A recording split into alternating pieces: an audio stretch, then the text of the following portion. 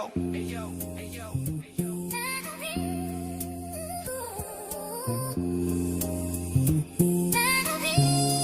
Yo,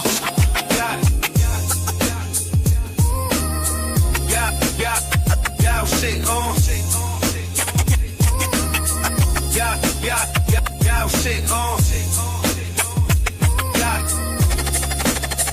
Yeah, shit on.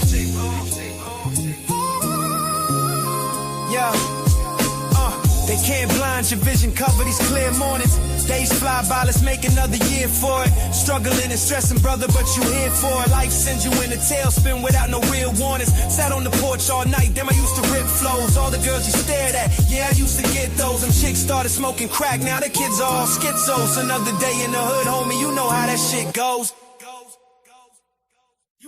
You ever look at a calendar, be scared to count it? He never did a day of time, so we rap about it. Real ones traumatized, we could do without it. System is rigged, they got us surrounded. They talk shit, brown nose, they are in your business. Be your close ones, boast fun, show interest. At your front door, ghost guns, load the switches. For a Rolex, leave you dead, no witness. Let's go. We just trying to live, please leave us alone. We fighting for justice, we trying to make it home. From Proctor to Mulligan in the combat zone. They killed Jigger right in front of the stove. No more sitting for summers, just trying to change our ways. Lost the sting, but that sensation stays. Chasing validation, I can see the hate in their face. He is scared he gonna die, history reading today. Welcome to the street. We be Keith, James, Jackson, J.F.K. 39,000 feet.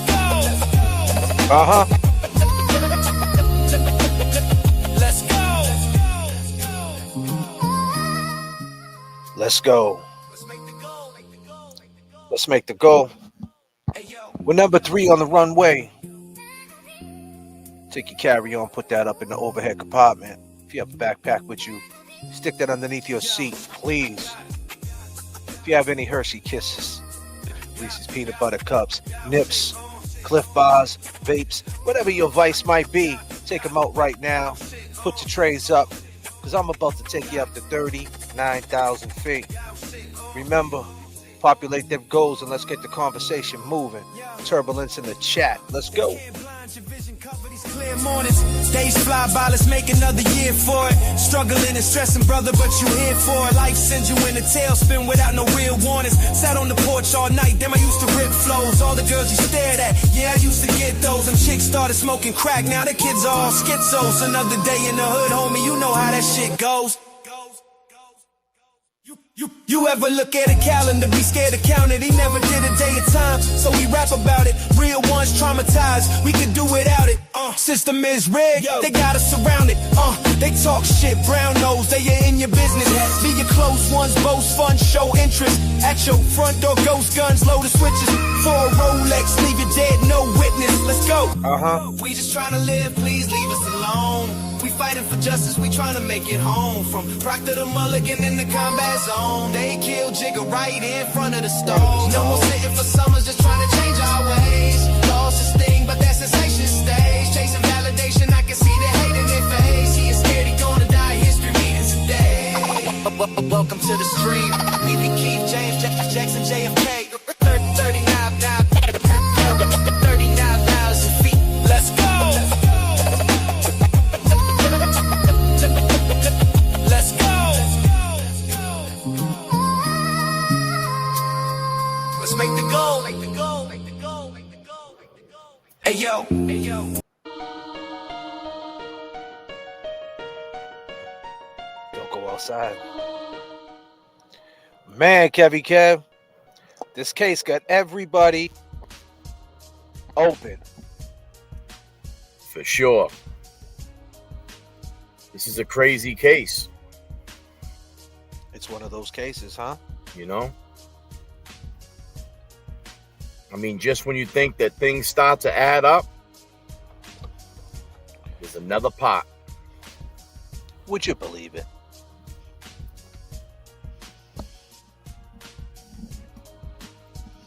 Remember, people, this happened back in 1995. It was a totally different era. We all went about ourselves a totally different way. It's been about 3 decades. Thank you, Tracy. Becky G coming in, take us up. I will. Cliff Bass. Rose D gifted 5 J.F.K. membership. Holy shit. Josie Lou coming through with the turbulence heavy. God damn. Yeah.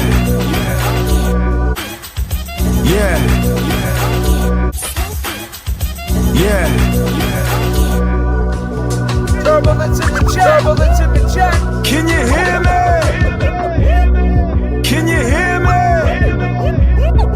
Boston. Turbulence in the chat. Boston.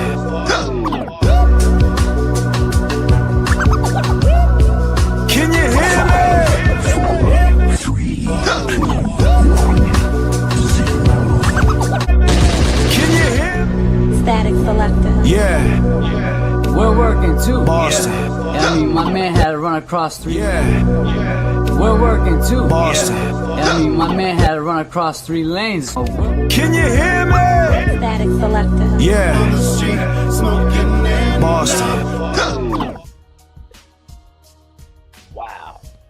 Josie Lou coming through for the boys.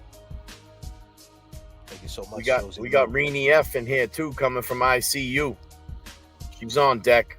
She's on deck. We got free Kelsey Fitzsimmons. Take me there, babe. I will. We got another $13.99 Happy Friday. Allah wifey, what up? We got Rose coming through. You're making me feel old. My kiddo was born in 1996. That's awesome. Would you believe it? E-Bags, my girl. She fell asleep on the last flight in the back. She thought we took off without her, but she was just dreaming. God damn. Rose D gifted 5 J.F.K. memberships, making it rain. I can't make this shit up. Always making it rain. She's been doing that for about over a year now. So,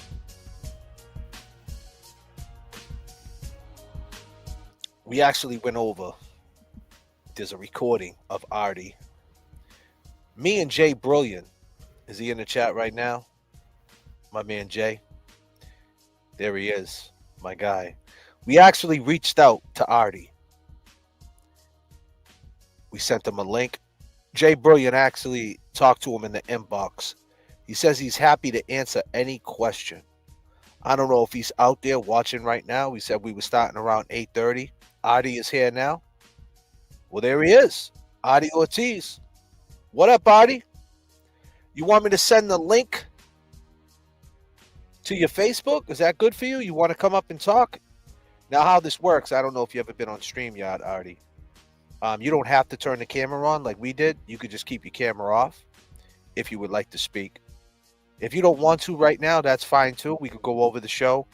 You can chat in the chat with us until you feel up to it.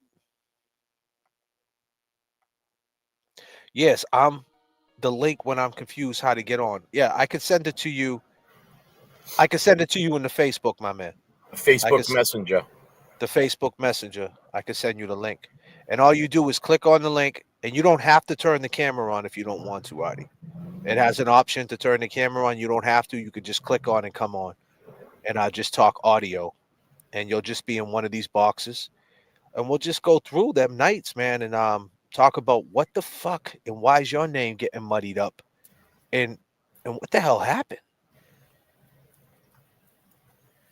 It's crazy. It's a crazy case, man. I mean,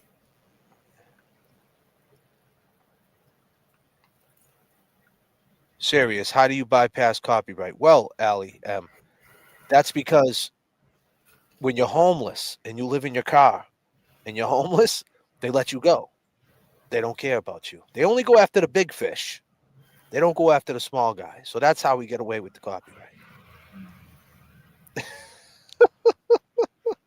Like Johnny Kemp said, I just got paid. Well, damn. What rhymes with paid? God damn, Miss 808. Calm the fuck down. We got goals.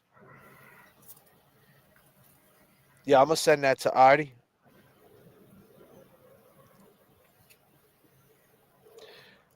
I'm going to send that to Artie. I got Artie, the one-man party. Who for the people in the chat? Why don't you throw up an area code? Where you guys all repping from? I'm gonna send it to you, Artie. Hold on. I'm sending it to you now. I'm working too. Throw up those area codes. First and foremost, I'd like to say R.I.P. to Janet Downing. She was stabbed 100 times over there in Somerville, Mass. 30 years ago. This is some pictures of Janet. It still hurts the same way that it did 30 years ago, I'm sure, for the family. Artie, that was his sister-in-law. So this is a real case. This is not no drama. This is not no bullshit. This is something real that happened. Right, Kevy Kev? That's right. This really went down. All right, so let me get this up. Let me do what I gotta do.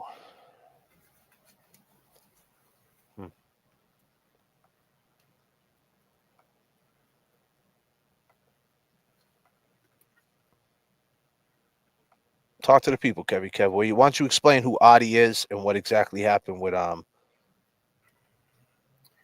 Well, from court filings and court documents, we've found out that Artie is the brother-in-law. He had stayed with Janet for a little bit. He kind of resided there. He's a local guy, you know, drove taxi. And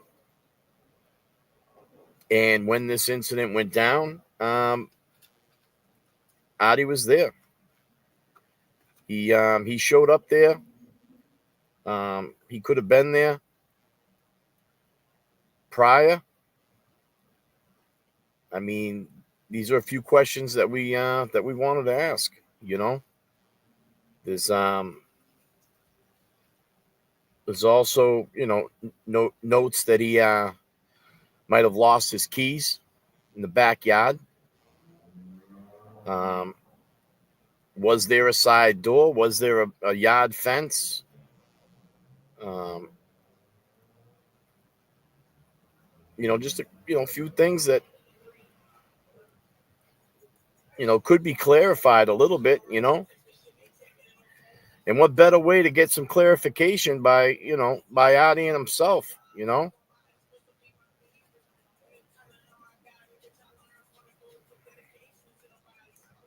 I mean, it's been, you know, quite some time. Like I said, it's been about 3 decades.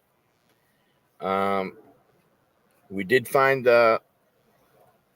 you know, a clipping where Artie had reached out 22 years after this incident. I think it was maybe back in like 2017.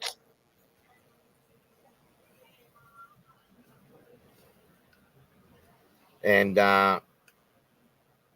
from, you know, and then another thing too I want to bring up too is that I've heard that, you know, he's been taking a little ration on Reddit.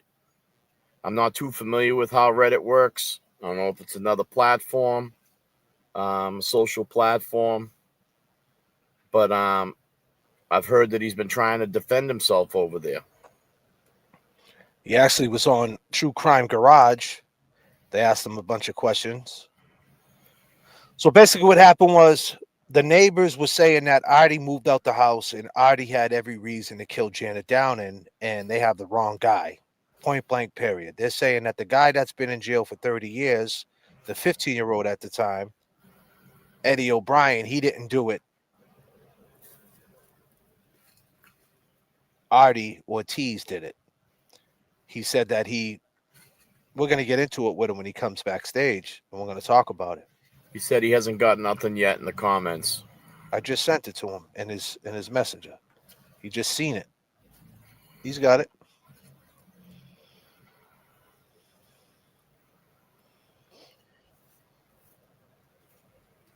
God damn. Is that link working for you?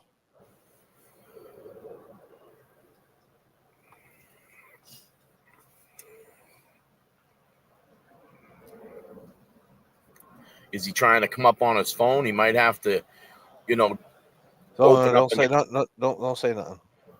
Because don't confuse anybody just yet. You know what I'm saying?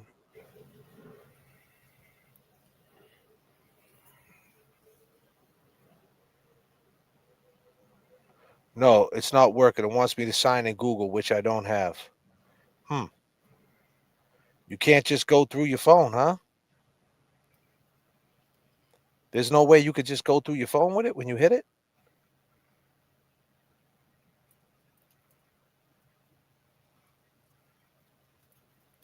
What if you put it up here? What if you can't continue with Facebook? Yeah, let me try it that way. I'm gonna put the link up in Facebook. Try it this way. I mean, in the chat, right? in the chat. Yeah, try it this way. I'm gonna pin it. I'm gonna pin it to the top. Let's see if this works.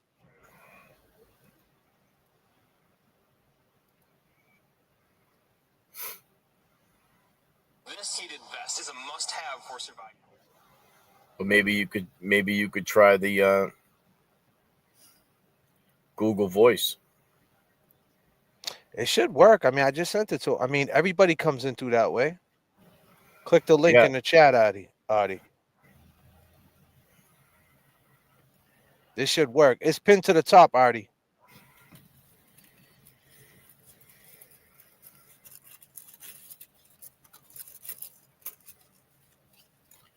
Oh, this would be great. This would be great if we could get Artie up here. So the bottom line is, this guy right here, Eddie O'Brien, has been in jail for 30 years. He doesn't look like that anymore. He's 45 years old. He's saying he didn't do it. He's been saying that since 1995, that he never did this crime. Someone else did it. He said he went in the house. He seen Janet down on the kitchen floor.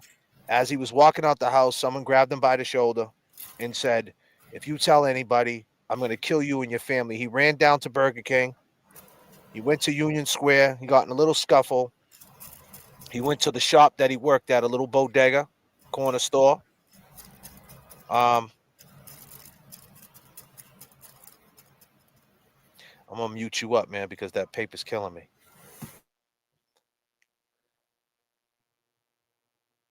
And people are saying, hey, if you just seen your friend's mother murdered on the floor in the kitchen, why would you go to Burger King? They checked his leg, his DNA. He actually went from the Midnight Variety kind of store. Nothing, huh? When you click it, you ain't getting nothing, Artie?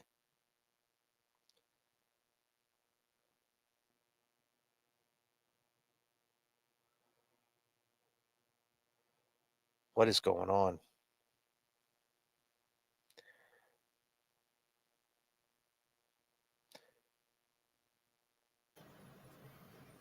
What type of phone you have, Artie? Can we call you on the phone? You want to give me a number? We could do it that way. You could just give me your phone number inside the messenger, and I could call you, and we could just talk on the phone.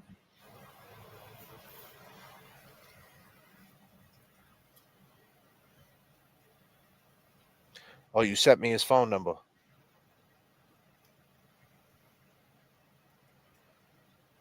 What if you did the Google Voice? Yeah, I could just call him on my phone and put it up to the speaker. You sent me his number, all right. I wonder why that's not working.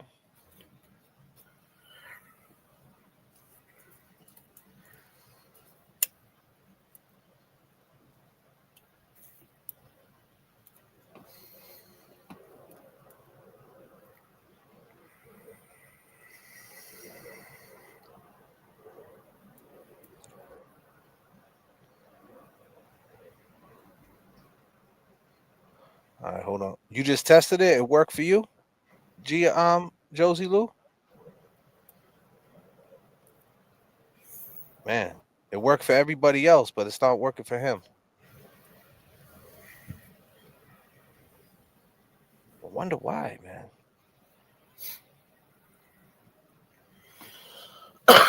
You need a Google account. He obviously he got a Google account if he's got Ortiz.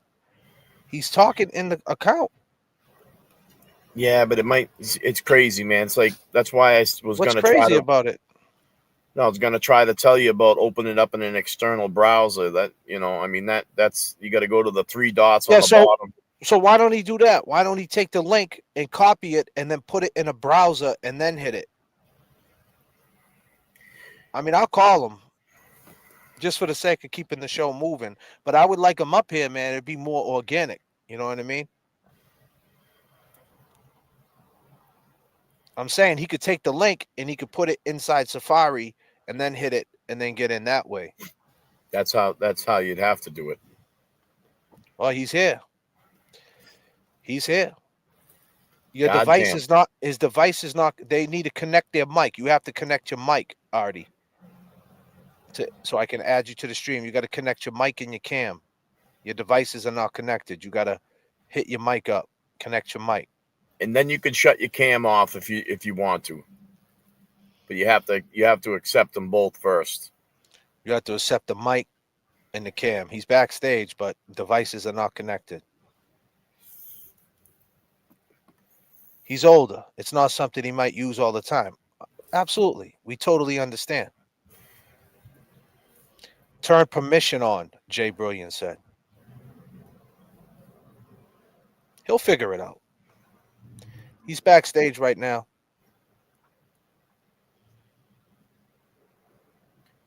So earlier today, I actually, you know, I believe the address was 71 Boston Street, Somerville, right?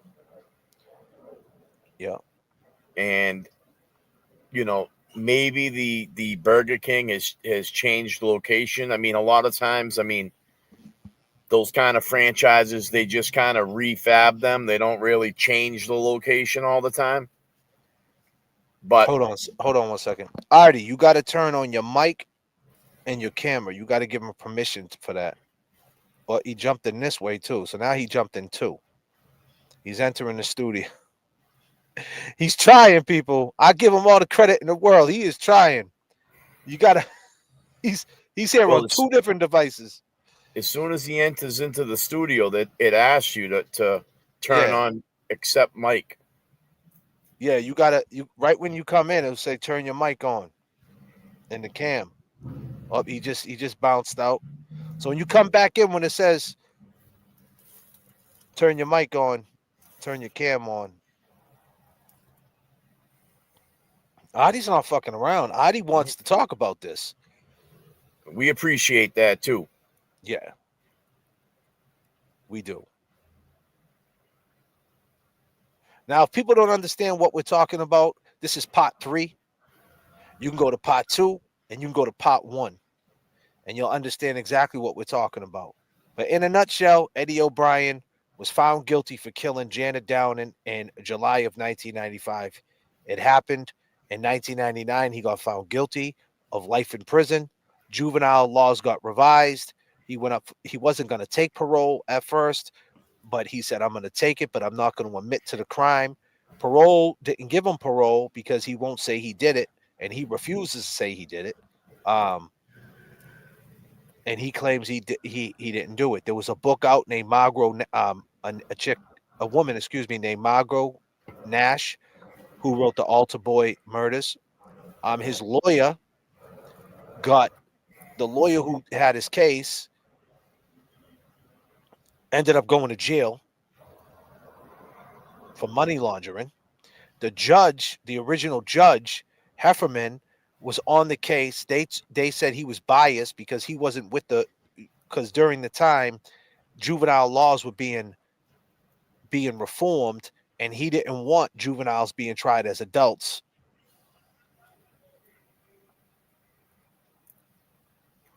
He's trying. He still didn't connect, though. He doesn't know how to connect his devices. I feel so bad, Artie. I'm about to just call you. Is it this hard, man? Sometimes. I mean, when I used to come on through my phone, sometimes I couldn't hear the music and shit like that. Seems like that connection, you got to like jump on. I used to shut my camera and mic off, turn it back on, shut it off, and then all of a sudden I'd see like that I can it was lit up green. You know. I'm gonna see if he could figure it out. If not, I'm gonna call him. So what I did earlier today was I just Googled. I put my location at 71 Boston Street, and I Googled Burger King. Yeah, it's not too And far. it's not that far. I mean, it's maybe about 4 blocks away. But if you go down Boston Street, it comes to an intersection or maybe an underpass, and it changes into a different street, and then Burger King is right there. There are a couple ways I think you could cut through a few parks. Also hit a side street off of Boston, and then you could get to, I think it was either Flag Park.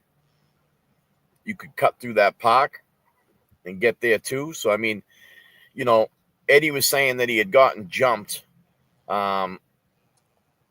And me and J.F.K. were talking, and he also slipped up at that parole board hearing and said that it happened, it happened at different times, So was he cutting through the park to get to Burger King, and did he run into a group of kids that were, hanging and kind of harassed them and pushed them around a little bit? Nah, he said he got jumped before he went to Burger King, but that's not what he said at the beginning. That's what he said during the parole hearing. But he could have just messed up, man. He could have just said that wrong, Yeah.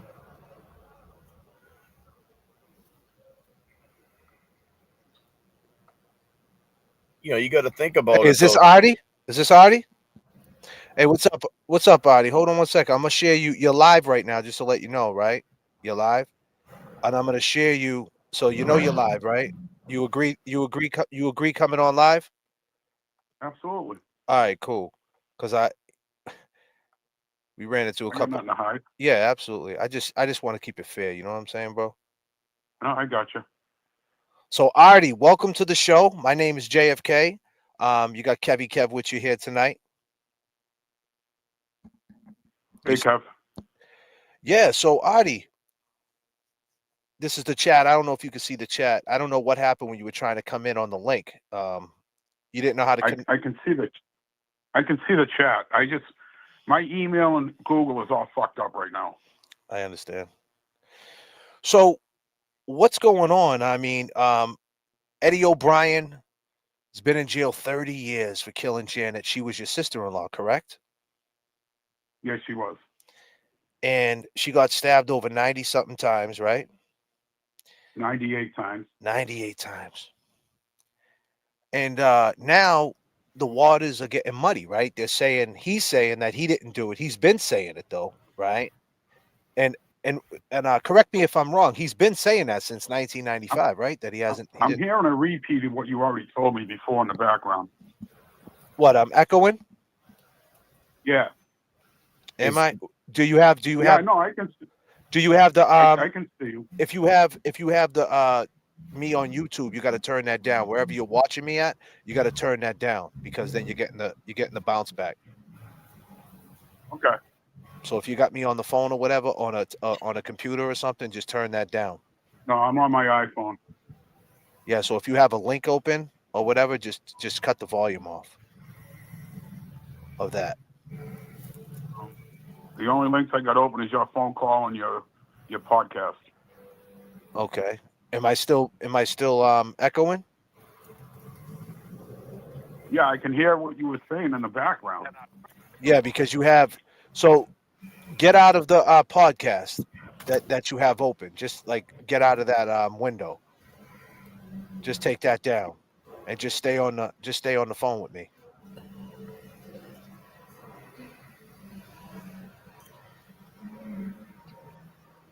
Did you do that?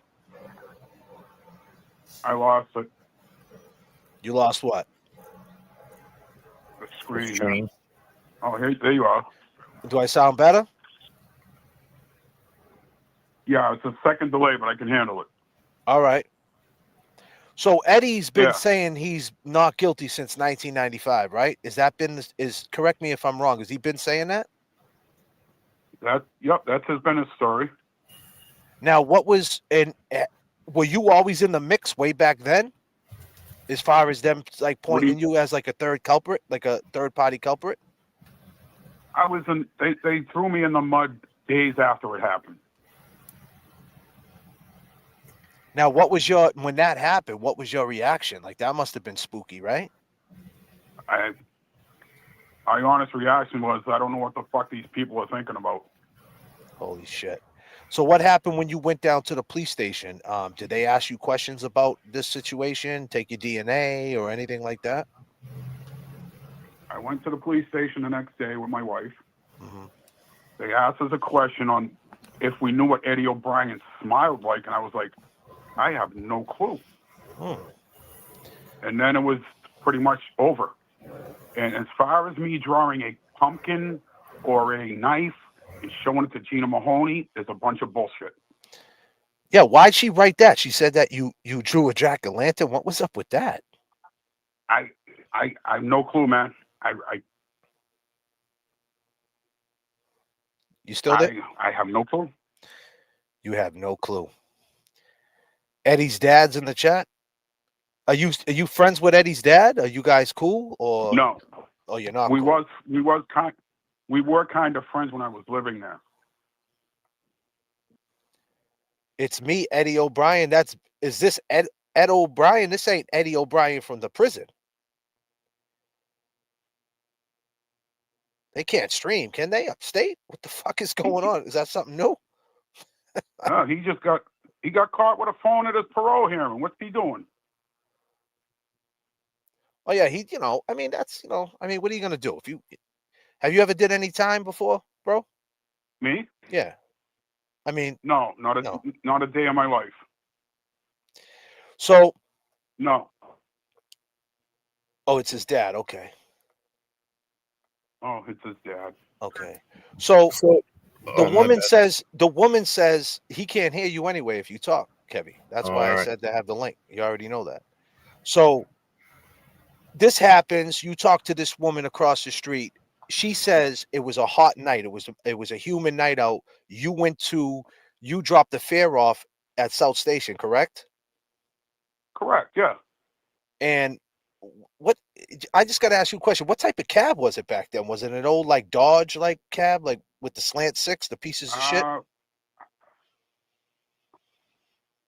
Honestly, I don't recall the make of the cab, but I know he got them from Florida. So they all had ACs in them. Oh, they all had ACs, huh? Yes, they did. But you don't know what type of cab they were? Could have been a Dodge from all I remember. I know it was number 42. 42. So when you got out the car, they said when you came walking up, your car was blocked in by the fire trucks. Absolutely not. No? No, impossible. No way. And as you're driving there, you said the dispatch said something about a murder. Something happened to Janet. No, he did not. He did not. That's what the woman said, right? That she got murdered or something like that? She's lying. She's lying. Why would she lie, though? I'm just a quick question. Because she's friends with the O'Briens, and they wanted to cast a doubt in the jury's mind. Yeah, but she said this in 1995. Like right after it happened. Yeah, and she's still saying it. But I mean, she said it like right in that space and time, in that pocket. Like, why would she make it up in that space and time? You think she had the know-how? And I'm not saying you're lying. I'm just saying, like, why would she make that up? I don't know. I know she was friends with the O'Briens. And to cast a doubt in the jury's mind, let's throw Artie in the mix. And I'm going to clarify one thing. I did not get thrown out of that house for selling drugs. Me and my wife got a Section 8 apartment in Malden on March 2nd of 1995.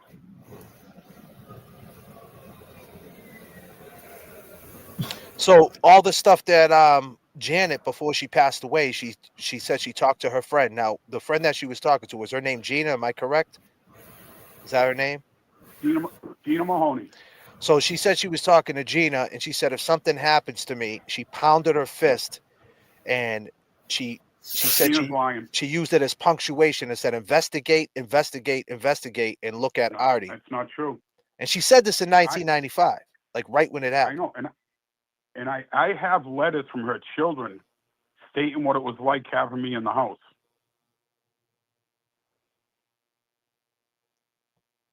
So that night you come pulling up, right? So how did you get the phone call on the dispatch? How did you know to even go from? So you had to drive. You got to go from South Station, drive up 93. What exit did you take to get to her house? What exit do you take off 93 to get to Somerville?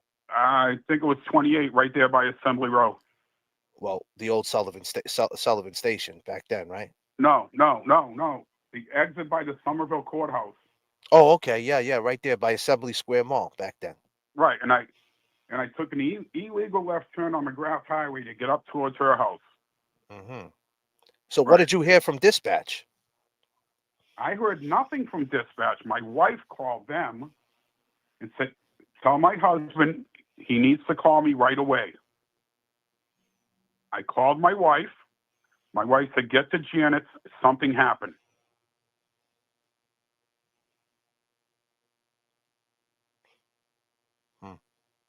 So you roll up the street, and what was going on when you got there on that block? When the further I got up Hamlet Street, I started seeing lights. Well, when I arrived on the block, there was ambulances. Not ambulances. No. There was not EMTs. I keep saying ambulance, and I apologize. There was no ambulance there when I got there. I got out of my cab. There were police and there were fire department.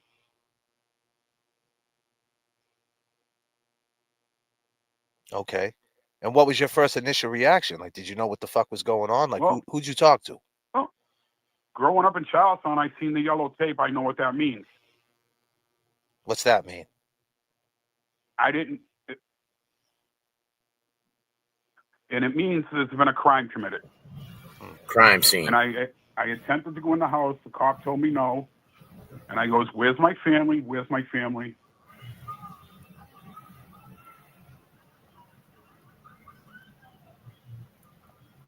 Right. So did you know? And there's a lot. So when your wife called you, she said something happened to Janet? No, she said something happened at Janet's house. Okay. What was the cop? What was the temperature like? The mood with the police? Like, especially back then, were they pushing you out the way? Get the fuck out of here. What was that all about? No, nothing. He confidently said you can't go in. You can't go in there. Your nephew Ryan's in the police car. And what did you do after that? I went over to Gina Mahoney's porch, and I asked her what happened. I went over to Gina Mahoney's porch. We talked, and she said Janet was taken out in an ambulance. And what she neglects to say in anything, that she let me. If Janet is saying she was a petrified of me, right? Wouldn't that make her being me petrified of her daughters? What do you mean, Janet's daughters? No. Gina's daughters. Why would Gina let me go in the house the night of the crime to smoke a joint with her daughters?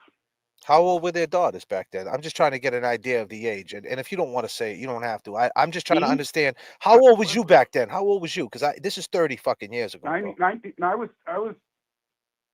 No, I get it. I was 34. I was 30 going on 31. Wow.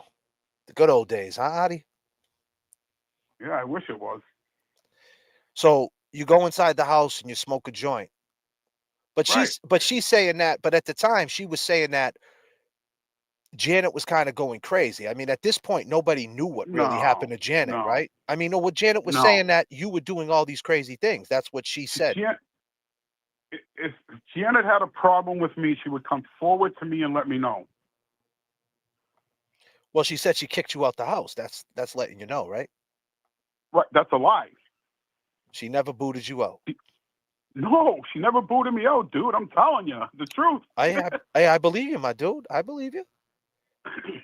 I'm just trying to get down to the bottom of it. So why? So now you go across. But Gina also said that you said that she didn't make it. She put that in the statement. You said she didn't make it. I turned around and told them. I turned around and told them after I got off the phone with my wife at the hospital that she didn't make it. But she said she didn't leave the house yet. She said Janet's body didn't even leave the house, and you said she had a No, faint. Janet was gone when I got there. I'll swear to that on my son's soul. May he rest in peace. Oh, you lost your son. I'm sorry to hear that, Artie. Yeah, he died last year to a heart attack. Oh, fuck, Artie, man. Damn. I'm sorry, brother. I'm sorry to hear that, man. R.I.P. Thank you. Man, that's tough. But I just don't understand. I understand what the game they're playing, the whole crew, is they want to blame somebody else so Eddie can get out. What's he mean by the crew? Yeah, what crew? Kev got a question. What do you mean by the crew? Who's the crew? I mean by the crew, Gina Mahoney, the O'Briens, the Reckleys. So Eddie O'Brien's in the chat, his dad. So Dad, Big Ed, was the body taken out of there before Artie got there? Did you see Eddie, Big Ed, when you was there? I did not see Big Ed. You did not see Big Ed, but Big Ed was there though, right? He's the one that actually discovered her, right? No, Ryan found her, and Ryan ran to the house and told Big Ed. And Big Ed said just now in the chat, it's not a game. It is a game to them. No, well, I get it's not a game to them because it's their son. But when you throw me in the mix for 30 years, trying to say I had something to do with it is a little too much. So you're saying tonight on the J.F.K. show on the Fuckery Donuts shop, that's what we call this little get-together we got here. The Lawn Gamers is what we call the chat. And we got Eddie, we have Artie up here, Artie Ortiz, who we appreciate you coming up here, helping us out. And answer Linda McDonald's question. I don't know how I lost my key. Oh, you see in the chat. So we're gonna get there. So thank you, Lisa McDonald. So you pull up. They're saying that you blocked the drive. You was blocked in, and then you were looking for your key, and you was in the front lawn looking for your key. Why would you be looking right there in the front lawn for the key? The only time I stepped foot on that front lawn is when I pulled up. And you think, why would you think you lost it right there? I never said I lost it right there, and I never thought I lost it right there. But people testified that you was out there looking with a flashlight, the whole shit. That's a lie, dude. Man, it's a fucking complete lie. All right. It's a lie. Why do you think Gina Mahoney's testimony wasn't allowed in? Well, that's the thing. She said she thought it was going to be in, and then they didn't let it in. Yeah, well, what she thought and what they let in are two different things, isn't it? Well, why do you think that was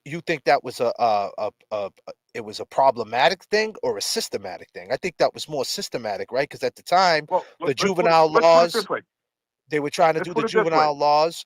Let me just say this, and they wasn't going for the third party culprit. The lawyer didn't want to even mention anything about that. He just wanted to say, prove that my client did it. If they would have went with a third party culprit defense, then you would have been all in the mix. You ever hear of the guy, the ATF agent Higgins? You know who he is? I have no clue. Yeah, well, you might want to Google him because that's what it's the Karen Reed case. It's kind of similar, the parallel of a third party defense. Someone else did it. They can compare the cases all they want. I know. Oh, Jesus. Now, I'm not trying to get you upset. I'm just saying, that could be the reason why Gina's testimony didn't get brought in, not because she was full of shit, because it was hearsay. It was hearsay in the court of law. Well, she still was a witness, though. She still was there on the stairs, and you also said you was there, though. You went to her house. Did you use her phone? Is that true?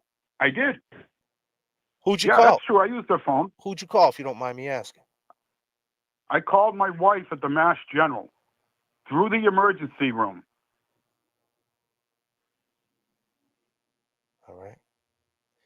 So now she says she testified that it was a hot, humid night. Do you remember that night? Do you have any insight on that night? Let, let, Go ahead. Say what you want let to me say. back this up a second. Go ahead, Artie. Go ahead. Tina never had the chance to testify. Everything she said is on paper and is hearsay. Yeah, but the defense could bring her in on a witness. Why not? Because everything she had to say about me was hearsay. Yeah, but she was there though, and she was with you. So I mean, it doesn't matter. It's still a statement. She could go up there, and that's up for the jury to decide whether they believe her or not. Well, I'm not a lawyer. I'm not a judge. I just go by what I heard. I understand. Is Ed O'Brien saying it was 10 degrees that night? Well, we have a lawyer in the chat. Her name is Nan Gallagher. She said it's not hearsay. Well, okay, I'm just letting you, I don't know. I'm not going to combat that. Okay? The defense had me on their witness list. They had their chance to question me, but they never called me. Because for some reason they didn't want to go with that defense. They went in a different direction. And that's what I think his appeal, I think now I have to mute you, Kevy Kev. It's too loud over there.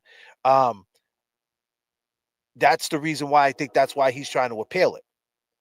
Because he's saying that people asking, why did I shower? Jeez, I didn't know I showered before I got there. So you showered before you got there? No, absolutely not. So why did Gina say when you walked up, you looked like you were so fresh and so clean? She said you smelled like Obsession and all that. She said you were smelling real good. I was driving a taxi cab and I kept it fresh. And I had the AC on all night. Of course you did. You had the AC on. So that's God why damn, Artie. I didn't look sweaty. Artie, so sweaty. I'm trying to understand this taxi cab that you were driving though. Let's keep it real. So what was the taxi you drove for? What was the company? Green cab. So you drove for the piece of shit green cab, the ones you used to sit in front of the Assembly Mall, the Assembly Square Mall? Yeah, and the ones that, yeah. And you mean to tell me them shit boxes back then, they used to blow fucking smoke because the head gasket was blown, right? It was running on like 4 cylinders, right? You mean to tell me them fucking things had AC? I'll tell you, some of the shit boxes they had probably didn't, but I had AC that night. Yeah, I'm telling you. Did you hear any of my lives prior to this? Any of your what? Live streams? Have you watched me? Did you watch any of my videos prior to this, like 1 and 2 of this little series I got going on by any chance? No, I actually found it today. So you never seen it? No, never heard you. Never heard of you. But you definitely was in a car with the AC, huh? Absolutely, 100%. So you walked out this what year was the car, you think? What, like a 81, 78? No, 95 was probably in the 92, 93. A 92 what? I believe it was a Dodge. A Dodge what though? In 92? I'm trying to figure out what type of Dodge they had back then. Well, could have been a Chrysler car. You sure it wasn't a fucking Dodge Valari? One of those Aries K cars, man. No, it wasn't that. That's the old number 42 years ago. Oh, that was the old 42. Yeah, years ago. Years ago. So they changed up 42? To a newer car, yeah. From Florida? Yeah, they get them all from Florida, Jerry Shaley and Company. Now I have a question. Maybe you can ask him. Who told his wife? Who told your wife? Kevy Kev wants to know. Who told my wife what happened? Yeah. No, my dispatcher didn't tell her. I didn't tell her. I assume she got a call from somebody else in the family to get to the hospital while I was at Janet's. Now let's be clear. Your wife is Janet's sister, right? Correct. Okay. So when he got there, she was already gone? So, Yeah. so when you pulled up, Janet was already gone. She was already gone. There was no ambulance there. There was no ambulance there, and you weren't blocked in. No. You could just leave. No. I could have just backed up Hamlet Street a little bit and did a 3-point turn. No problem. No. Everybody was on Boston Street. How long was you a taxi driver for, if you don't mind me asking? Well, then, I started it off when I was about 19 off and on. So at that point, you had a good 20 piece in, right? No, No, 10, I well, was 10 only years. 10 Excuse me. old Yeah, at 10 years. What am 25. I saying? 10 years. Yeah. Maybe 10 years. And you don't remember But the car. not And full you don't. time. But you don't remember the car you was driving. You don't know what type of Dodge it was, because I'm just a car guy. I just wanted to know what type of shit you was driving. No, I get what you're saying now, and I am by far from being a car guy. Oh, okay. So it could have been a Chrysler or something. I don't know what they drove back then. Well, I remember them green cabs, man. I was out there, bro. LeBaron? A Chrysler LeBaron? I got you. It wasn't a LeBaron, bro. It wasn't a LeBaron. No, it wasn't a LeBaron. Well, LeBaron was too good for that, dude. They had the Valaris, bro. The Valari? shitbox. They had the big. They look like the big Or the Chrysler. They Valiant? look like a The fucking Valiant? boat. Yeah, they Was didn't. Everybody's saying Crown Vic. There was no Crown Vic. They Was it didn't a have a Chrysler? Crown. Wait, now they did have Crown Vics. But you wasn't in the Crown Vic. Not that I can remember. I don't remember what cab I was in, but I know it was number 42. 42. All right. So let me ask you this. Gina says you came walking up the street so fresh and so clean. Everybody else was all messed up. Everybody was stinking. It was a long, hot day, and you came walking up with your hair wet like you just took a shower. What do you got to say about that? Is that true, your description that night? Well, whatever they thought about me is what they thought. But I got out of that cab with the AC running. Yeah, and everybody else was sweating, and I wasn't because I just got there. But was your hair wet? No, it wasn't wet. How could it get wet in a cab? I don't know. Did you fucking have a water ball in there, some Aquanet, some dippity-doo back then? I don't know. You tell me. I had a tub in the trunk. All right. God damn. Come on. I'm just saying, this is what they said. Now, who's the witness that put a statement? Did you see this? She put a statement that she lived in the house. Who's the woman? So let me ask you this. You lived in this house, right? I did. It was a duplex, by the way. Yeah, exactly. That's what I'm trying to get to. So you lived where in this house?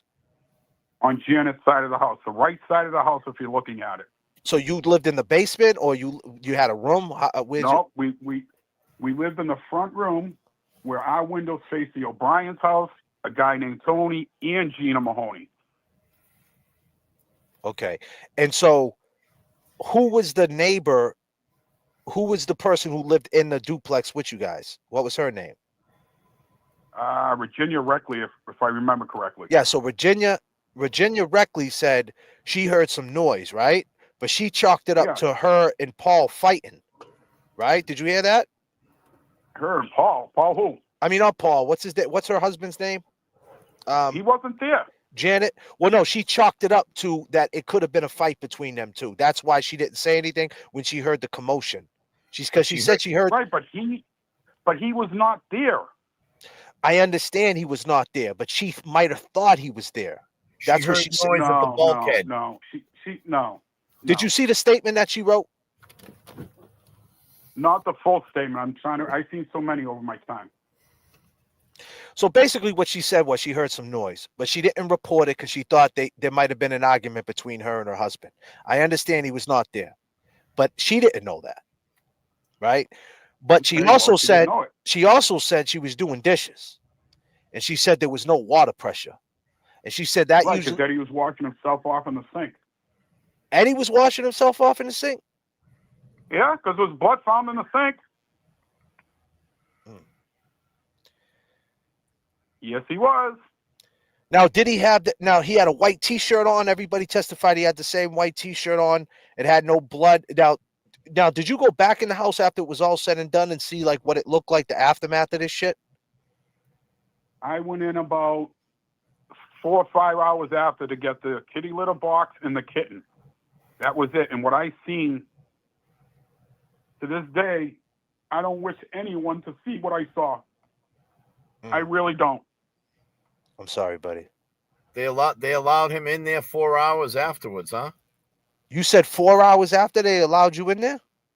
Approximately, yes, to get the pet stuff. And you mean to tell me, though, so Eddie goes from there. So this is where, can you agree to this? You don't have to. But, Right. so Eddie goes to Burger King, right? So you say he washed himself off in the sink. He goes to Burger King, and then he goes to the Union Square where allegedly he gets into a fight. And then he goes to the place where he worked, the corner store. What was it, Midnight Variety or something like that in Union Square? Yeah. Am I correct? Yeah. But He he's got, worked there. but he's got no blood on him. It was also in court papers that he was seen in a neighbor's yard washing himself off with a hose and then proceeded to Union Square. You think he would have got all that blood off him? Well, after don't what know. you've seen? I I'm have saying no clue. after what you've seen, though. Why don't you ask his father what he looked like? I would. Hey, Dad, Mr. O'Brien.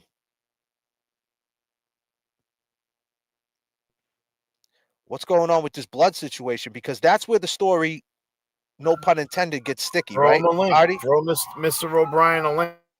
It's pinned up in the chat. You got to shut that down, bro. It's pinned up. Eddie, Big Ed, if you want to come up, just hit that link. It's pinned up. Someone reshare it. Natalie, you can reshare it for Mr. O'Brien if he wants to come on and talk. If he would like to. Yeah. So you're saying the way they seen you is the way they seen you. And now what's up with this cat litter stuff and all these things that she was going through? There was windshield wiper stuff poured in her car. Do you think that was shit was happening while I was living there? okay? So it was happening when you was living there. So Correct. did she tell you that she thought it was Eddie? No, she did not. She just said weird things are happening. I found kitty litter hanging from the ceiling and things like that. No, she never said who it was or thought. And so you don't think that she would have blamed you? You had no smoke with her at all? You guys were cool all the time? Dude, we had no smoke. I came home. I did the laundry work. I did the lawn work. I even helped Eddie O'Brien out one day when there was a fight in the street. Which one? The dad was arguing with these dudes in the street, and I come flying out of my house with a hockey stick. Someone just asked a question. J.F.K. What they ask him if he could pass a lie detector. Absolutely. Well, there you go. 100%. So you think Eddie O'Brien, this 15-year-old kid, went in there? What do you think happened? I mean, what do you know? Why do you think he did this? I can only go off of court papers. I don't know why he did it.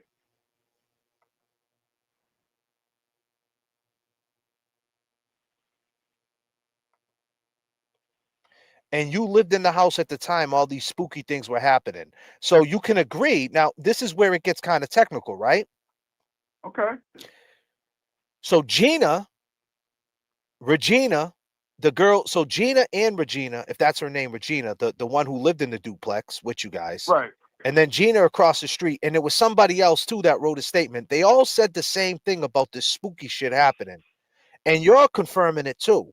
So yeah, they're not lying about that, you're saying, right? Right. And they're all saying you were the one. She was saying it was you, but you're saying you were living there and she confronted you about it, but she never said who it was. So if they were, my point is, why are they lying about you? Why, you're corroborating the stories of these things happened, but yet you're saying they're lying, but yet they have the same story you have. The only difference is they're saying it was you. It was happening while I was there. What else can I say? But why would they say it was you? Because they're trying to cast a doubt in the jury's mind. They all got their little clique together, and let's blame Artie Ortiz. But in 1995, though, when it happens, they're already doing this story. Like, at that point, let's just say this. At that point, right, it really doesn't make a difference who killed her, whether it was you, whether it was some, it does make a difference. No, but listen what I'm saying. It does make a difference. No, what I'm saying is she's dead, and that's their friend. So why would they want to try to save Eddie O'Brien if they know he did it? and you didn't do it, and you didn't say these spooky things to make them say that. Now, I'm not saying you said it, but to make them think it was somebody else, they would just go with it, right? Wouldn't they? Because they would want justice for their friend, right? Why would they want to throw you in the mix? They would sacrifice their friend for Big Ed and Eddie O'Brien and them. They're throwing me in the mix because they're all friends up there. Gina Mahoney came up with this elaborate lie. Can I jump in? Can I ask something? I mean, I wanted you to ask him. You know, I mean, Okay? from what we heard, that he was asked to leave the house. Now, the only reason why we would think maybe these little odd things might have happened with just a little someone being spiteful.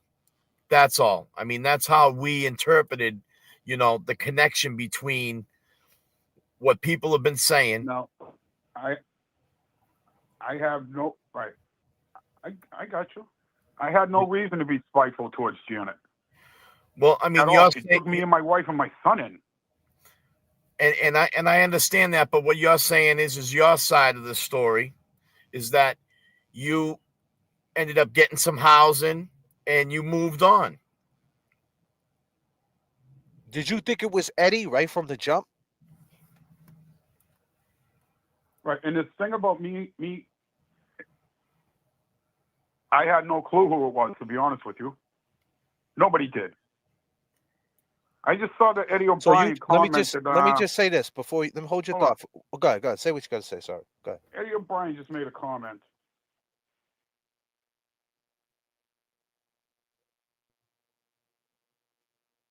I'll try to find it and pull it up. And it caught my attention. I noticed my goddaughter's on here too. Yeah, your goddaughter. She's been sick enough for you, bro. And listen, I'm not trying to. I'm not accusing you of anything. I'm not saying that Eddie didn't do it. I'm not saying anything like that. This is one of these cases. And listen, I was with Eddie back in 1999 when he was in Cambridge. He was working in the kitchen up there in Cambridge jail, and I was with him. Well, I didn't, I didn't really kick it with him. You know what I mean? I just said what up to him or whatever. But he always just stuck out because he's a big dude, right? He's just like this big dude with this baby face. Yep. Like he just, he just had that look. Yeah. So it always like struck me like, wow, this kid did that, And then all of a sudden, here we are. Last year, the parole comes out, and it's just like, what's going on in Massachusetts and with the Karen Reed case, with Kelsey Fitzsimmons and all these different things. Eddie made a comment, well, his lawyer did, Margot Nash, that Eddie will never admit to a crime he did. He's never going to ask for parole. Wait a minute. So Margot's in, what's her name? Margot Nash? She's in here too? No, Margot Nash. She's not in here. Oh, okay. Margot Nash was she was his liaison for court.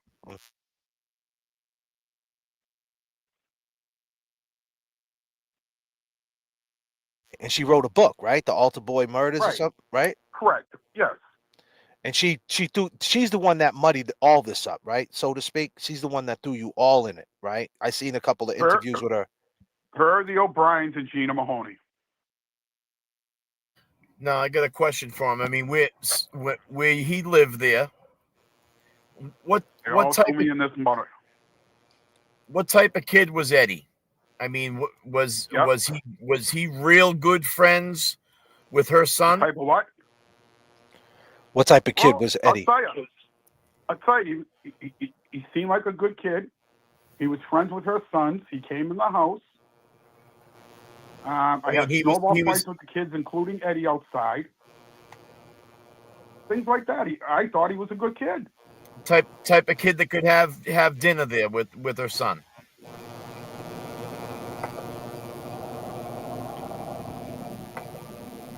Did you hear that?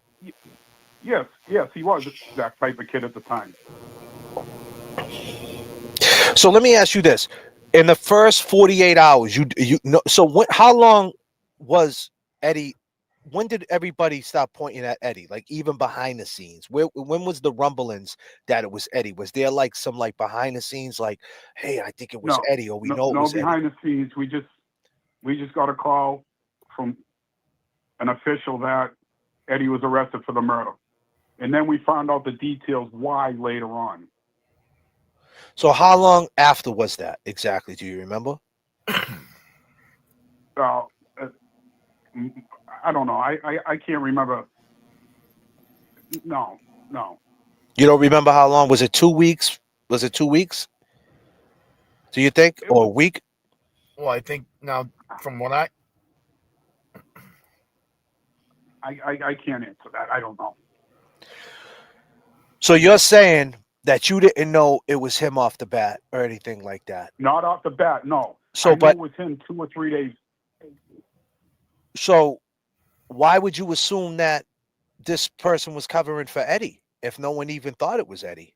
Because when she wrote that That statement, came out afterwards. when she wrote that statement in 1995, sitting on her porch, she brought that up. She brought that So why? she brought that up. Did she write the statement in 95 or was that after? Because I want to be fair here. She rewrote the statement. Okay. Like she rewrote it in 99, right? Before the trial, I think. I'm sorry? Did she rewrite the statement in 99, bringing you all in it about how you walked up the street with the wet hair and you told her? No. It was, I can't remember. I don't know exactly when she said that, but she said it. Because here's my thing. If she said that within 48 hours of the murder, she wouldn't have knew it was Eddie. So she wouldn't be covering for him. So she would just say, why would she throw you in the mix? There would be no reason to throw you in the mix. Because you're saying it's a clicky thing. I didn't.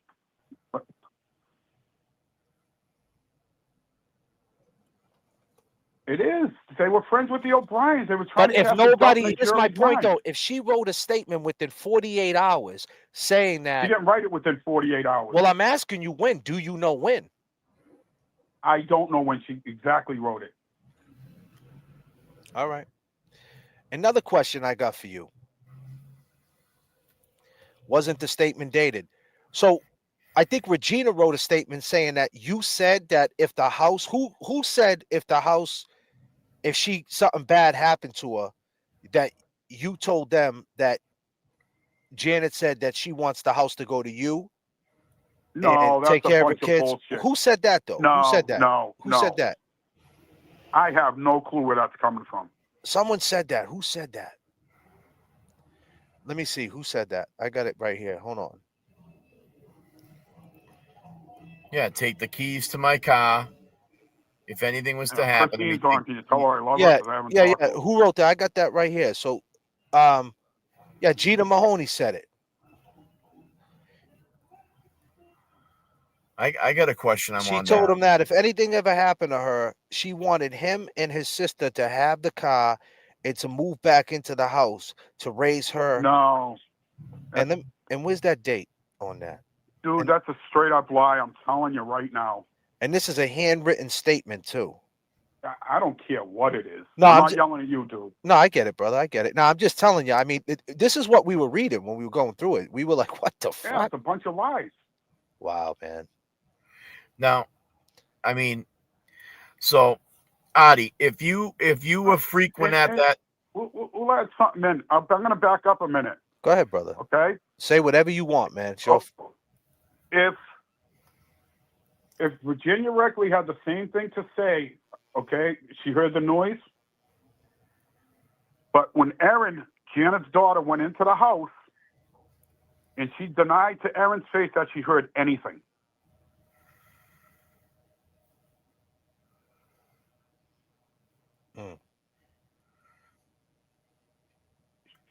So, who's lying there? I don't know. So Ed, so if Ed makes a statement that somebody said I could have used the garden hose. People are fucking whacked. Listen, this is the internet. People just are crazy, and I'm sure you already know, Artie. Well, Artie, I got a question for you, Artie. I mean, if Ed said that somebody, Eddie O'Brien commented, if you want to hear the truth, talk to him.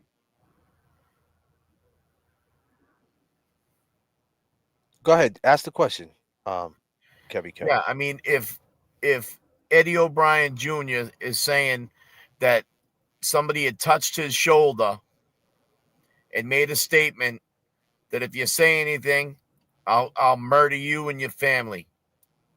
Who else could be inside that house? Was there any frequent flyers? Were there any people that? Yeah, the only person you can ask that question to is Eddie, because I know nothing about it. So what about? What No. I'm saying is like you nobody wouldn't. else came in that house but family. Okay, so you can justify that nobody else would be, stopping by for a visit, stopping by to smoke a bone, nothing like that.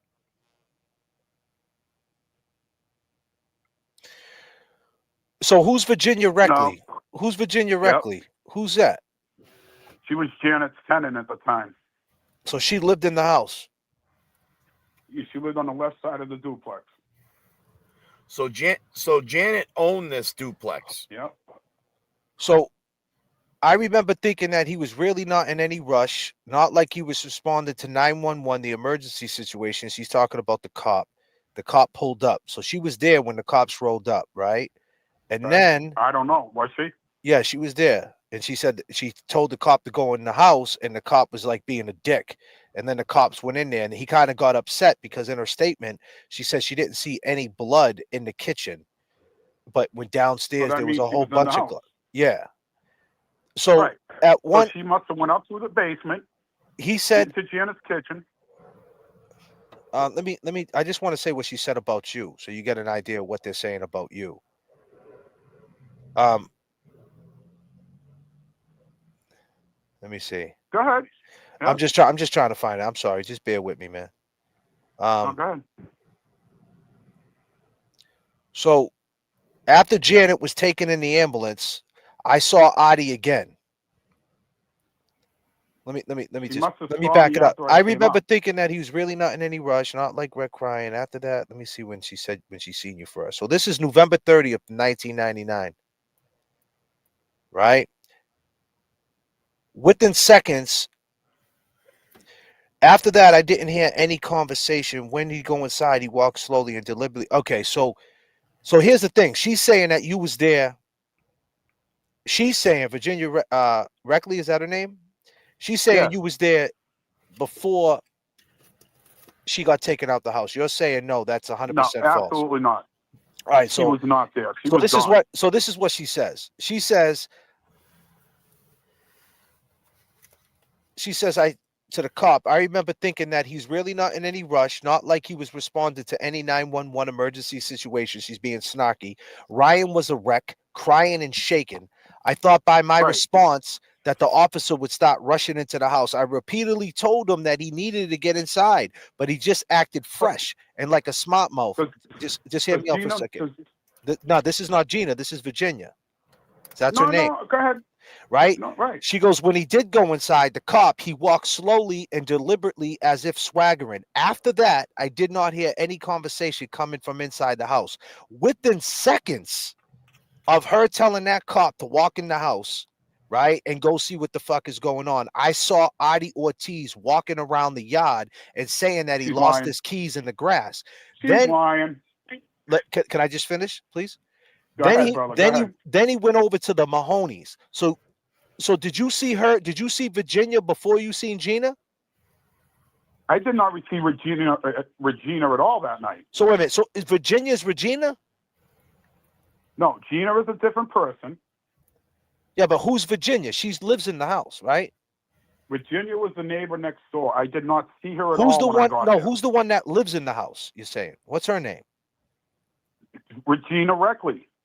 Is that the one I'm reading? I'm sorry, guys. Bear with me. Yeah, Virginia Reckley. This was Virginia. Yeah, whatever. Yeah, Virginia. Yeah, Virginia Reckley. This is Friday, November 26, 1999. So she's part of the clique? I would think she is if she's changing her story. All right, so she's saying she told the cop, they hit 911. The cop pulls up, like, what's going on here? He's being a clown, right? And she's oh my God. Well, that's what she said. You know what I mean? Like, so she's saying the cop seemed unconcerned. I told him that he needed to go inside, and he repeated his question with a smug look on his face. Right Whatever now, she said to him, I don't know what she So said to him. I so wasn't listen, there. now the cop goes inside the house, right, Adi? He walks Yep. slowly, and this is her words. He walks slowly and deliberately as if swaggering, meaning like he didn't really Okay. give a fuck what was going on. After that, I did not hear any conversation coming from inside the house. So now he goes in there, and obviously he sees the worst thing ever. Right. Within seconds, though, within seconds, I saw Right. Adi Ortiz walking around the yard and saying that he lost his keys in the grass. Then he went over to the Mahonies. After Janet No, was she's taken, lying. okay, She's after lying. Dude, now, I'm going to cut you off right there. She's lying. and that's fine, Adi. I just want you to hear this last part. After Janet was taken in the ambulance, I saw Adi again. He continued talking about his keys being lost. Then he looked Yeah, at I me and lost my. said, she didn't make it. I don't know how we No, knew that because the ambulance had just left and didn't even have she's time to get to the lying. hospital. He wasn't even Dude, in she's Janet's house. lying. He wasn't even in Janet's house or around the cops. He had spent all the time across the street at the Mahoney's smoking pot. Then he began No, complaining about his missing keys again. At first, he never I was said complaining about I lost the key because I knew how much of a prick those people are as a company. why he happened to be at Janet so soon, but later he said that he heard it on his cab radio from the cab company. Much later, That's a lie. when I was questioned at the district attorney's office, they asked me about the blood that was plastered everywhere. I initially had gone into Janet's house. They got angry. So basically, they were saying that the blood was everywhere. She got in a little rift. But she's saying that when she told the cop to come in, you popped up out of nowhere and you was in the front yard looking for your keys. No, So did you no, see, let me ask you this. Did you see Virginia before you seen Gina? I did not receive Virginia that night. You never seen her? No, I saw her husband standing in the yard, but I never. So you're talked saying to she either made one this of them. whole you're saying she made this whole shit up. About me? Yes, I am saying that. Okay. That's deep. Now, why would she Yes. make this up? Did you do I don't anything to know. You tell Virginia? me. I don't know, brother. I don't know. I mean, Because this sucks for you. I mean, that's Gina fucking Mahoney is horrible. the one that started the key thing. So she's talking to neighbors, blah, blah, blah, blah, blah. So you think, but she was, how long did Janet live there? I mean, how long did Virginia live there at the time? Was she there a long time in the house, Janet's house? How long did she live there Let about me put it as a this way. tenant? She was there for the time me and my wife were there. I do not know when she moves out. How long was she? So she's been there for a while. So she's part of the clique, you say?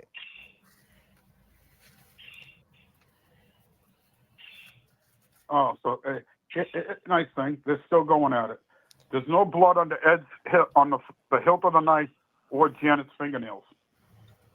That's all they got to say.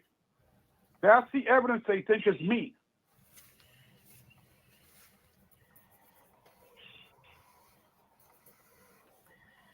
So Janet, you never seen Virginia at all that night at all. Not at all that night.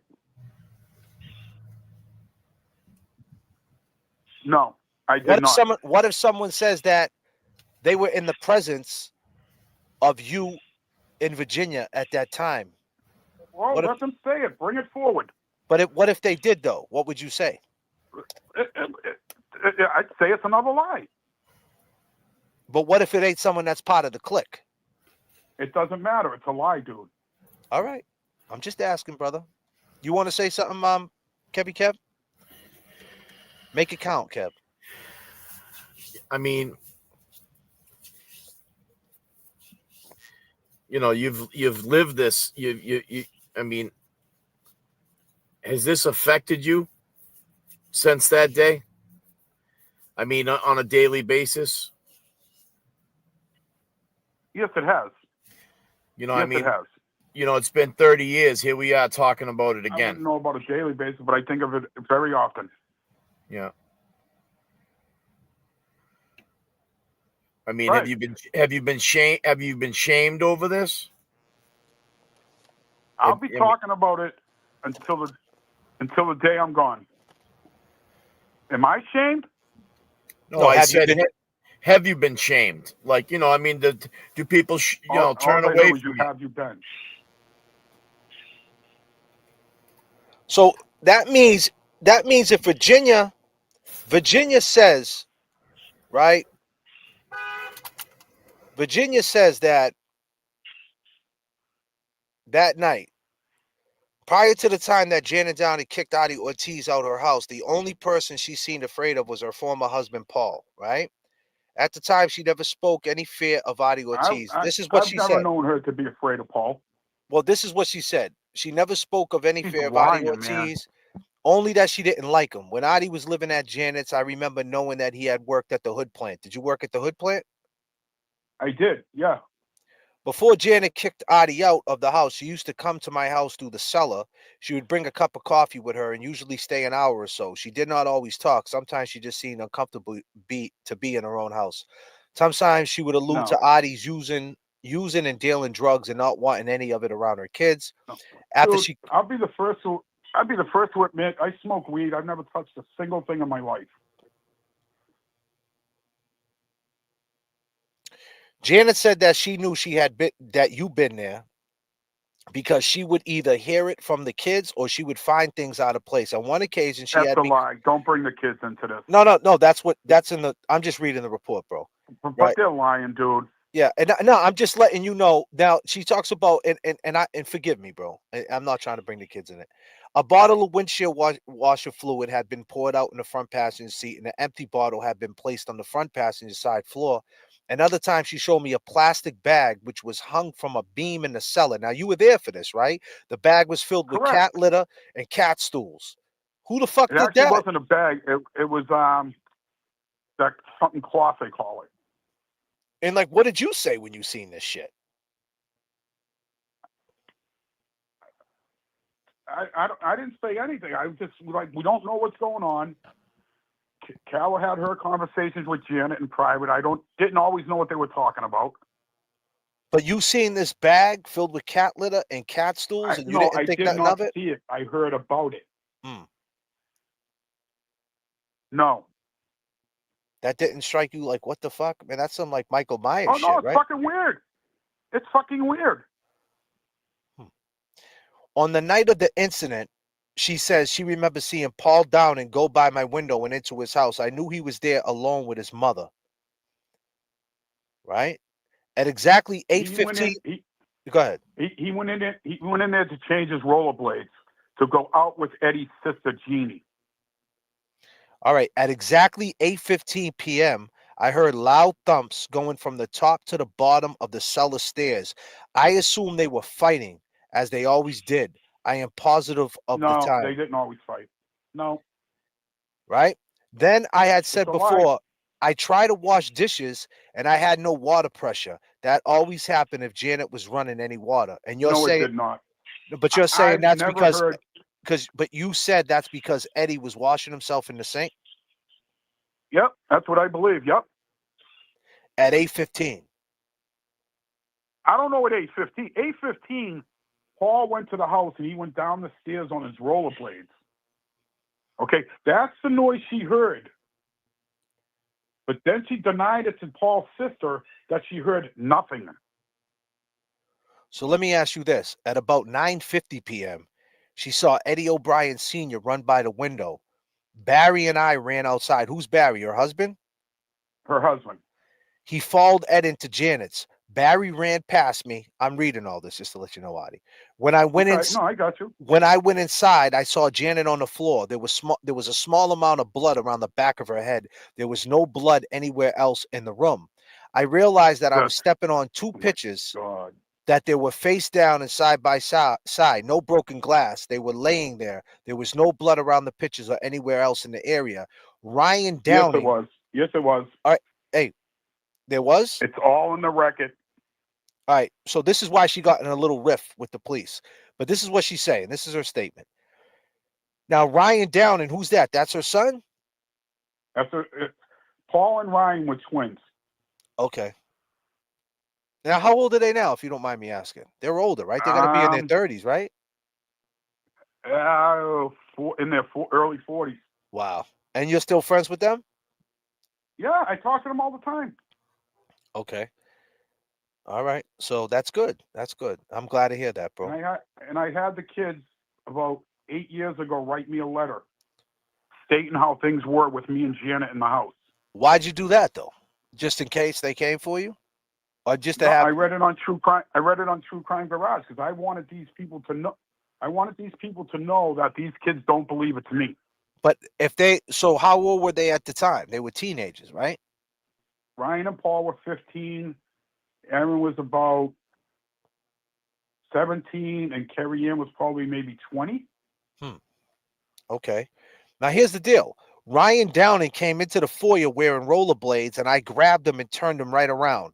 I then took him out onto the steps to remove his rollerblades. At the time, the first police officer arrived. He parked his cruiser with That's a lie. the rear That's extended a onto lie. Hamlet Street. So That's a lie. didn't you say that you talked to Ryan in the police car? Didn't you say you went over to the police car on True Crime Garage? I did speak to Ryan in the police car. And Ryan was the one that found her, not Eddie, not Barry.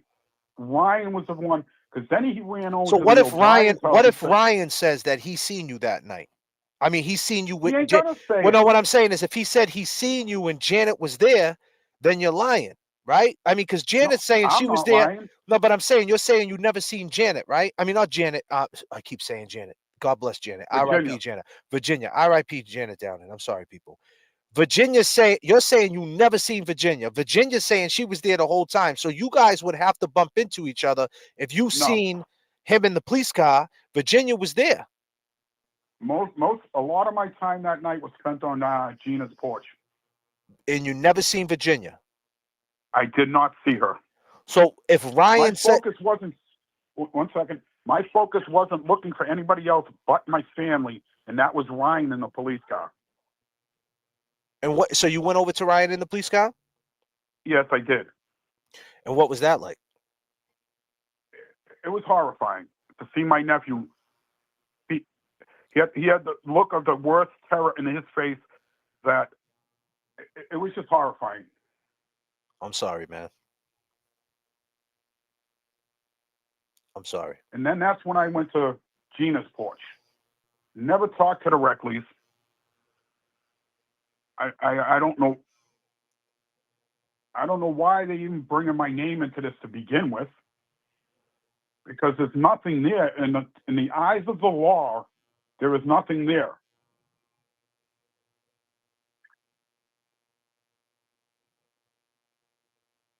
Well, what about public perception? I don't care about public perception.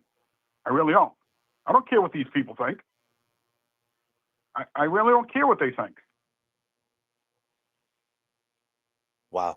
I'll tell you this, man. You got a lot of balls, man, coming on here, and I really appreciate that. And No, I'm speaking the truth. I no, ain't you're fucking hiding speaking. nothing. No, and I appreciate that, man. And like I said, I mean, there's a lot of. Don't get it wrong. We're gonna get into the inconsistencies of Eddie O'Brien too. We're not just In gonna. fact, We're not just gonna let day- him slide with his inconsistencies. There's a lot of inconsistencies with him. the day Eddie O'Brien was convicted, his father was on video saying it was me. The day Eddie was convicted, he was convicted out of Cambridge Superior, correct? October 1st, 1997. Correct. Yeah, over there on 3rd Street.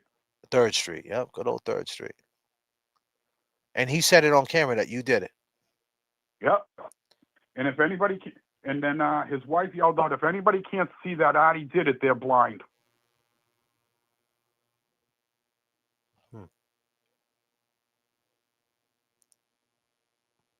This was on court. Did TV. you have any relationship with Eddie at all? Was Eddie afraid of you? Was you known in the neighborhood as Big Bad Artie? Like, you said you played hockey.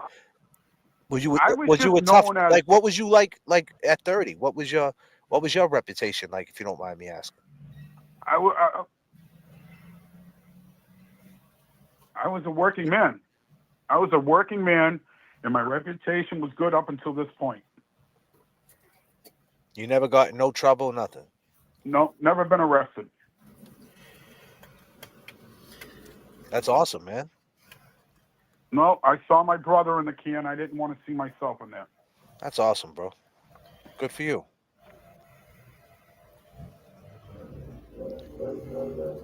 And so who do you think concocted this story? Now you're talking about Eddie Sr. Let's talk about him for a second. Now, do you think that Eddie Jr. would like put this story together?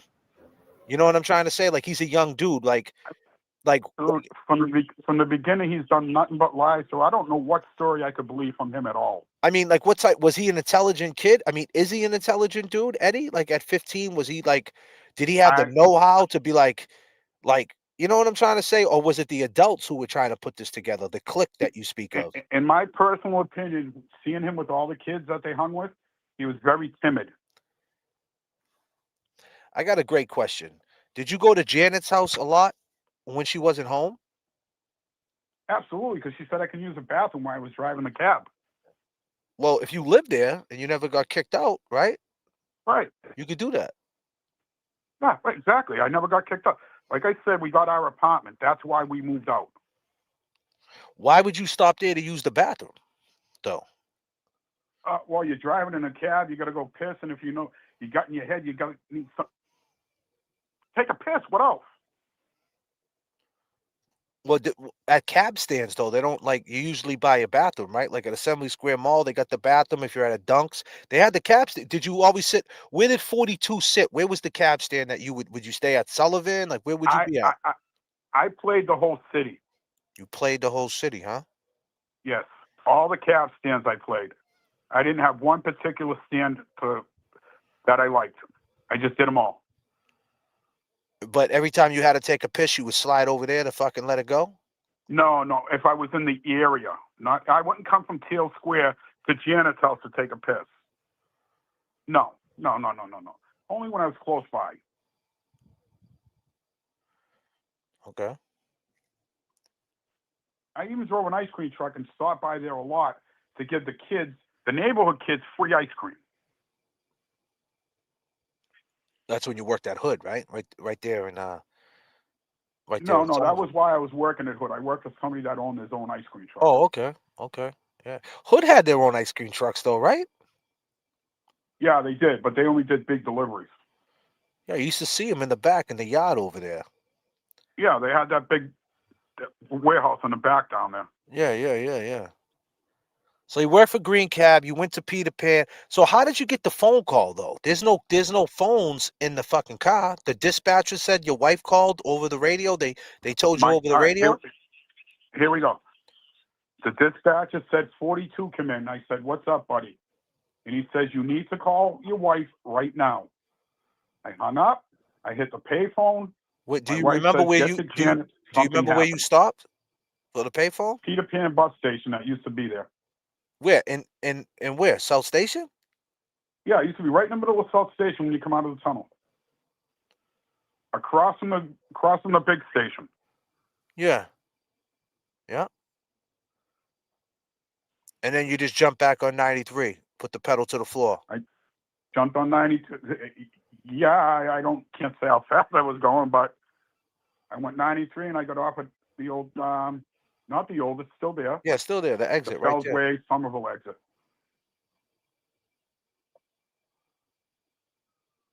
And you was never blocked there. And so how did you drop your key there though? How did that happen?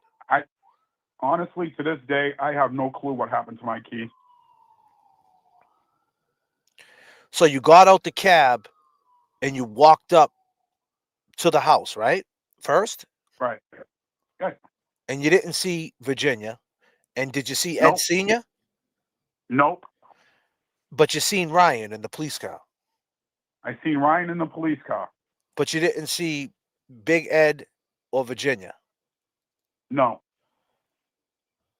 Then you walked across the street to talk to Gina. Right. And when did you realize that your fucking key was gone? When I went to leave. So did you check Gina's house? Did you flip her house upside down? That was a good question. I always wondered if they found it in there. It's a possibility. I'm not saying it is. But I don't know where I lost it. But they said that. Do you admit that you was in the grass looking for it though, in front of that house? No, I don't admit that. No, I'm saying where was you looking? I'm saying where were you looking for it? I looked on the grounds, on the street. So they said you went across the street and said something as you walked up to, is it I Virginia? did not cross the yellow tape at all to look for the glasses. I'm sorry, keys.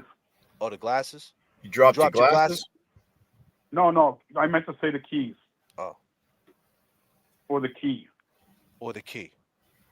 No glasses. No glasses. But when you walked across the street, did you mention to them that you lost your keys?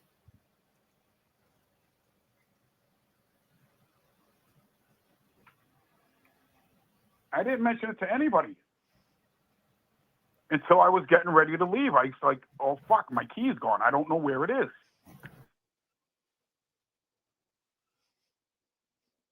And they just put this story together that you was out in front of the house looking for it. Correct. And they did that Absolutely correct. because they're clicked up with Eddie O'Brien and all them, right?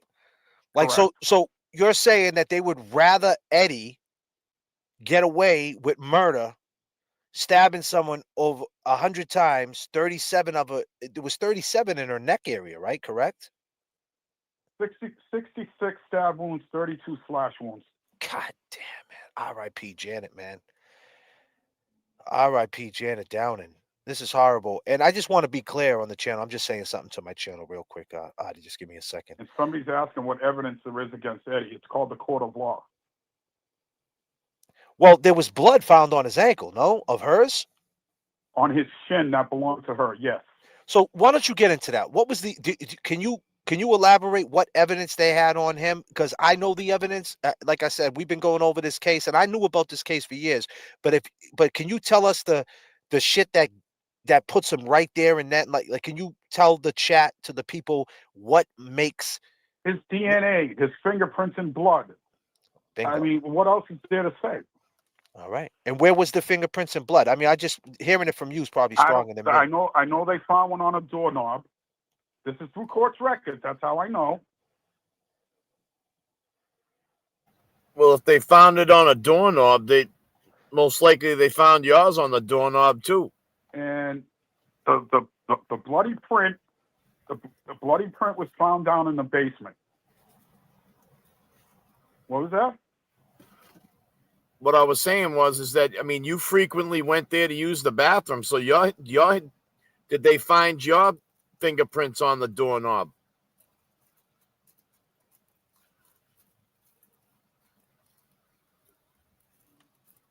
Apparently not. I don't think so. I don't know.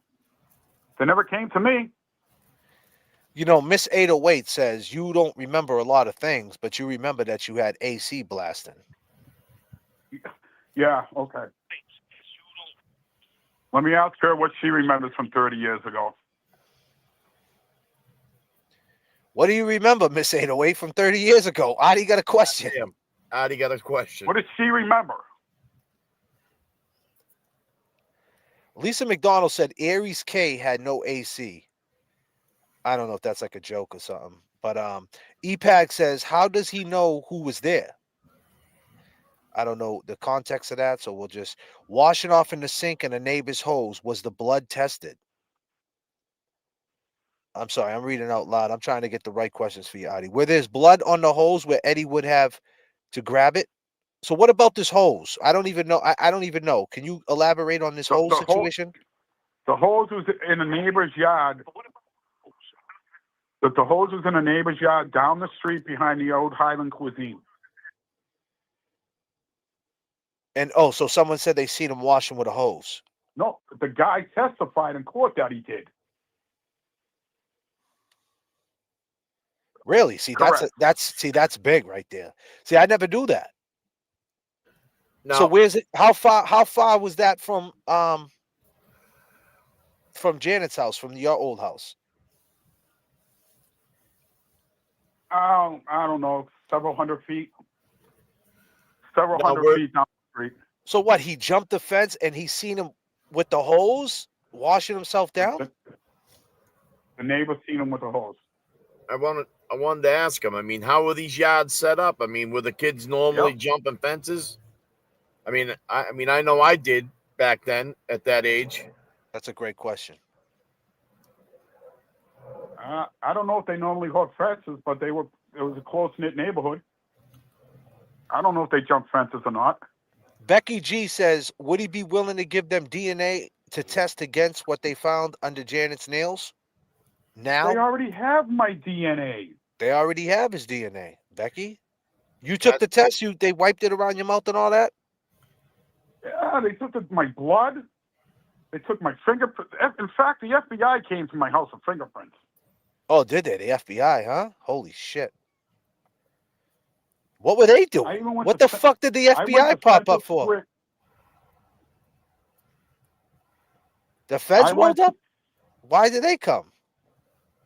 I don't know why they came. I just gave my prints.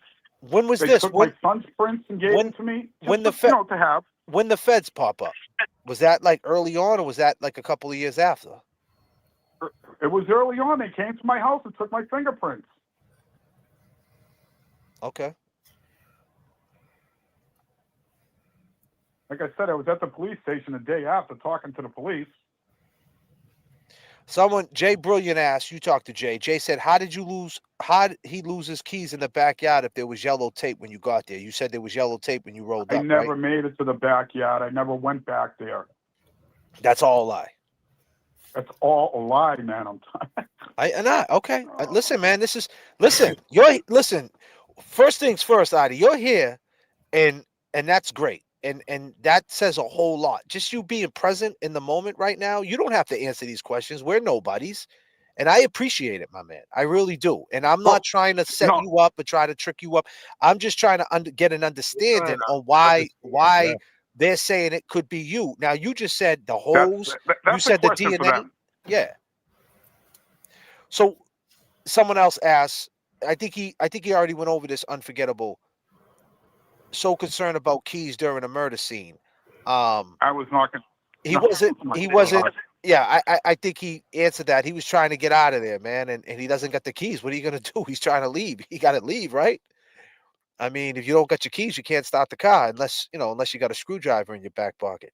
But let me ask you this: you got the car towed out of there? You never found the keys ever? No. Wow.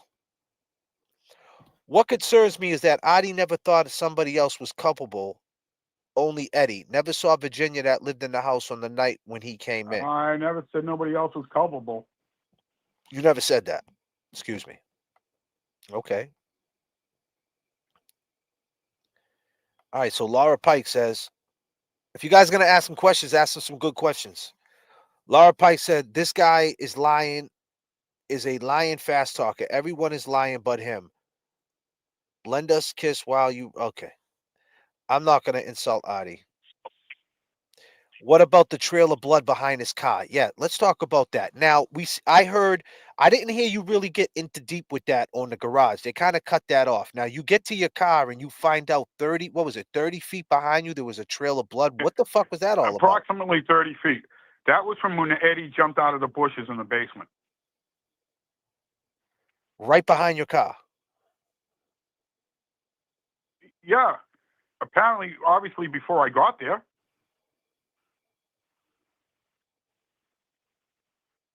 So when you pulled up, you didn't notice it? I did not. No, I didn't. It was dark. I didn't see blood on the sidewalk. You didn't walk into it? How far? Like, where was it when your car was parked? Was it in front of your car or in the back of your car? All right, listen. I parked at the top of Hamlet Street, about 15 feet from the stop sign. And I wasn't blocking anyone in. And then I noticed when I was going to my cab looking for the key, not in the yard, I saw the blood. I didn't know what it was.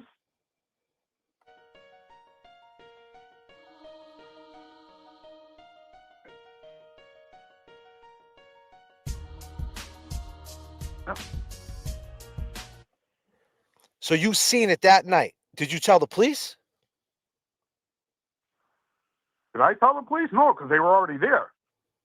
So you didn't tell the police there was a pile of blood right there? You didn't know whose blood it was, right? They found it during their investigation. When they find it? How long after? I don't know. But you seen it? I seen it. How much blood was there? It was a trail. I mean, to me, it didn't look like a lot. Was it Eddie's blood or was it Janet's blood? What do you think? I have no clue. I have no clue.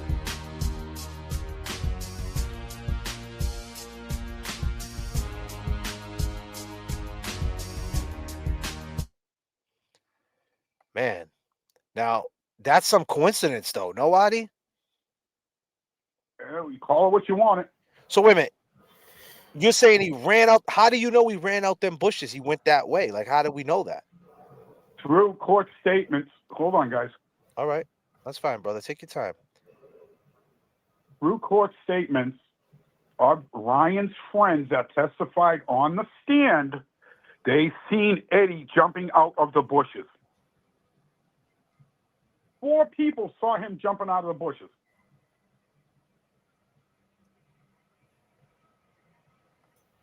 Did they say anything to him? Did they say, yo, Eddie, what are you doing jumping out the fucking bushes? No one said anything to him? The word is they did yell out stuff to him, but I don't know exactly what it is. And he just kept going. Now, Adi, what about like the Eddie's just saying a few odd things about Janet? I mean, were you aware of that? Like, maybe he might have had an attraction towards her, or did you ever see Eddie? Did you ever see Eddie with a girlfriend? I don't know about the attraction, but I was only. Did he seem No, awkward I did not. around her? Did Eddie seem uncomfortable around? Did he? Did he seem uncomfortable around her? Like he might have, had an attraction? No, he always wanted to help buy groceries and things like that in. Now, that day, he actually helped with groceries, right? He did. He did. Now, what time did they see him jump out the bushes? Do you remember that? Like, that was like, wasn't that at a different time? Like, the time was off about him jumping out the bushes? Am I wrong about that? I don't know about the time frame, what the police put together for that. But like I said, the ambulance was gone before I got there, which means, she's already gone, and the boys, I don't know where the boys were.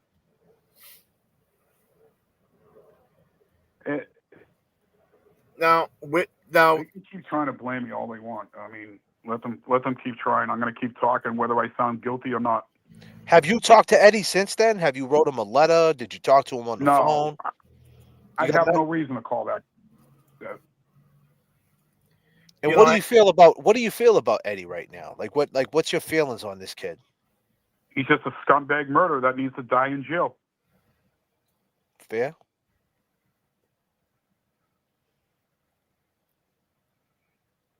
Now, can you answer me this? In the relation to where your car was parked? I mean, I gotta admit, my son's his age. Your son that passed. What about the car? My question was, I got my son's a year or two younger than Eddie is. And and if that was my son, I wouldn't know what the hell I would do. But to be going blaming somebody else, no, you picked the wrong person to play with. I'll speak my mind everywhere I see my name mentioned. We can respect that.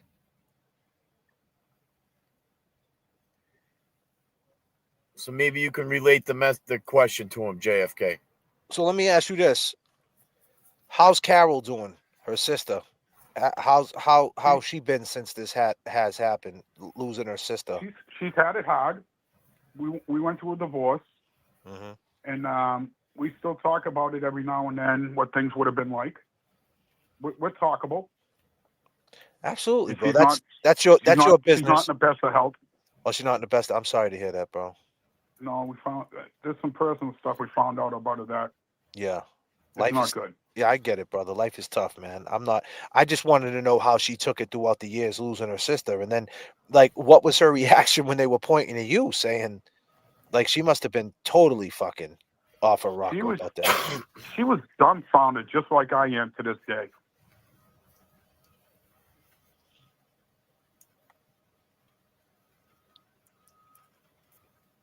They just don't want to believe you're saying that Eddie did this, even 30 years later. Yeah, they don't want to believe Eddie is guilty. Exactly.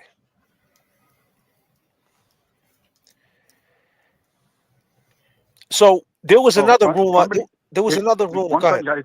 Go ahead. I apologize. Go ahead, brother. Original Joel is asking, how do they have his DNA?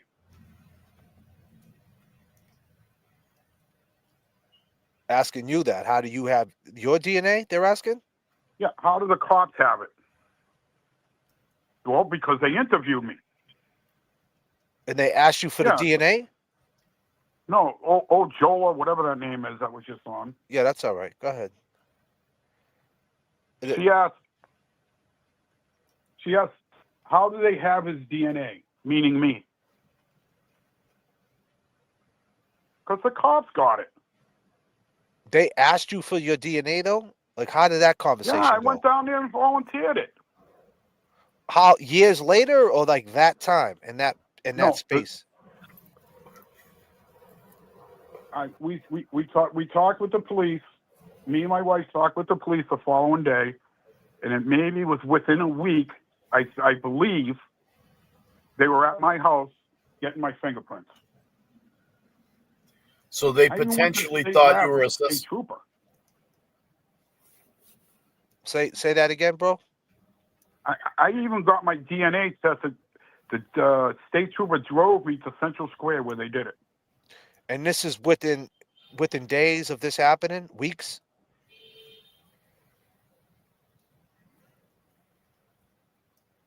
Within a couple of days after the incident. So does that mean you were a suspect? No. So why would they want your DNA? Because they got to talk to everybody that lived in the house. It's called investigate. Okay. I could dig that. Yeah, that makes sense. I mean, technically you probably were a suspect. Not saying that you did anything, but technically at that point, but you had nothing to hide, though, so you didn't give a fuck. Here, take it. Go ahead. I had zero to hide. I would be talking to them right now the way I am talking to you. So you were living in the house at the time of this? No, he said he wasn't living in the house. So no, I wasn't living there at the time of the incident. No. But he just said they wanted DNA for people that were living there. I moved. Well, he lived there before, and he's. So did they? He moved out. I mean, I'm just wondering if there was stuff that he had. Right. So did they find? Plus, I'm the brother-in-law. Belongings to him in the house. Did they find anything in the house that belonged to you? No.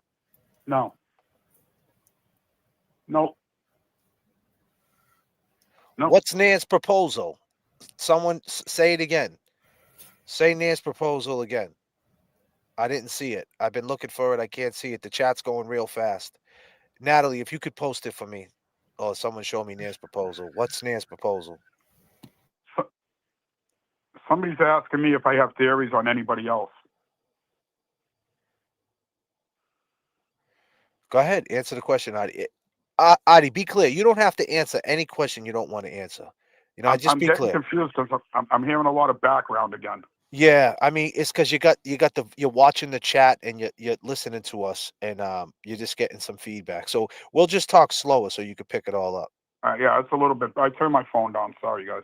No, that's fine, bro. I appreciate you, man. Was her ex-husband cleared quickly? That's a good question. Do you know? As far as I know, he was. Everybody was. Yes. Okay, so the proposal. I'm sorry. Go ahead. Everybody was cleared quickly.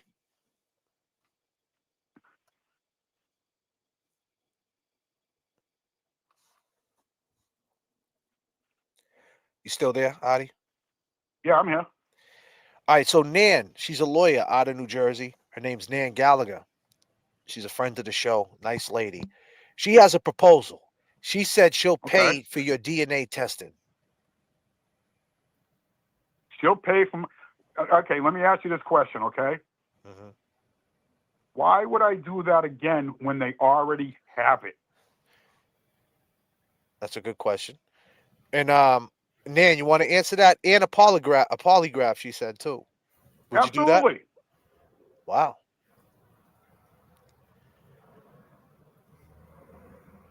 I mean, did you hear that? He said he'll take a polygraph, and on top of that, he said, why would he do it when they already have his DNA? And why? And that's a good question. Why? Why would he do it? Like, why has he got to do that? Why Nan is he got to? Nan I earlier, don't I have to prove believe. anything to these Because people. they're saying they don't have it. How do you guys know? He's saying they do have it. Why is he Well, lying?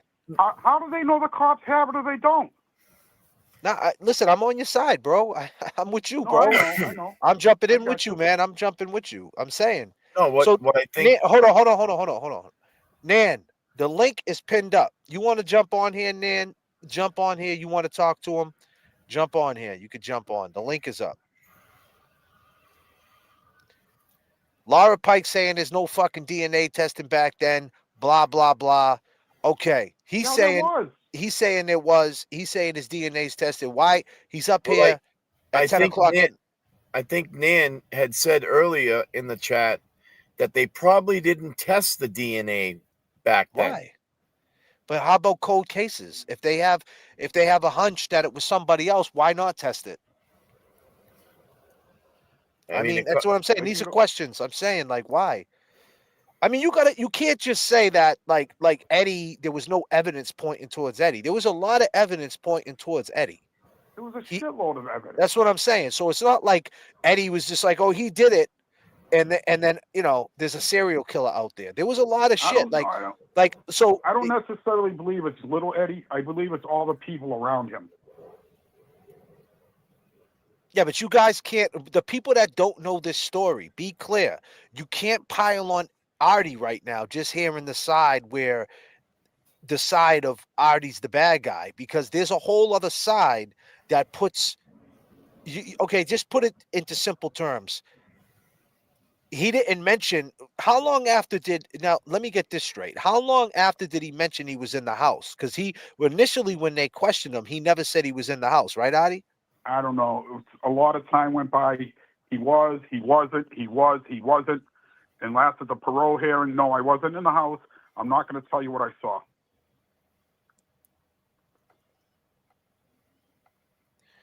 Right. So at the parole hearing, I seen a comment with his with Janet's son. I think it was Ryan, or one. Yep. I don't know if it definitely was him. I think he said that he slipped up. That that Eddie slipped up and said that he got jumped before he went to Burger King. Did you hear that?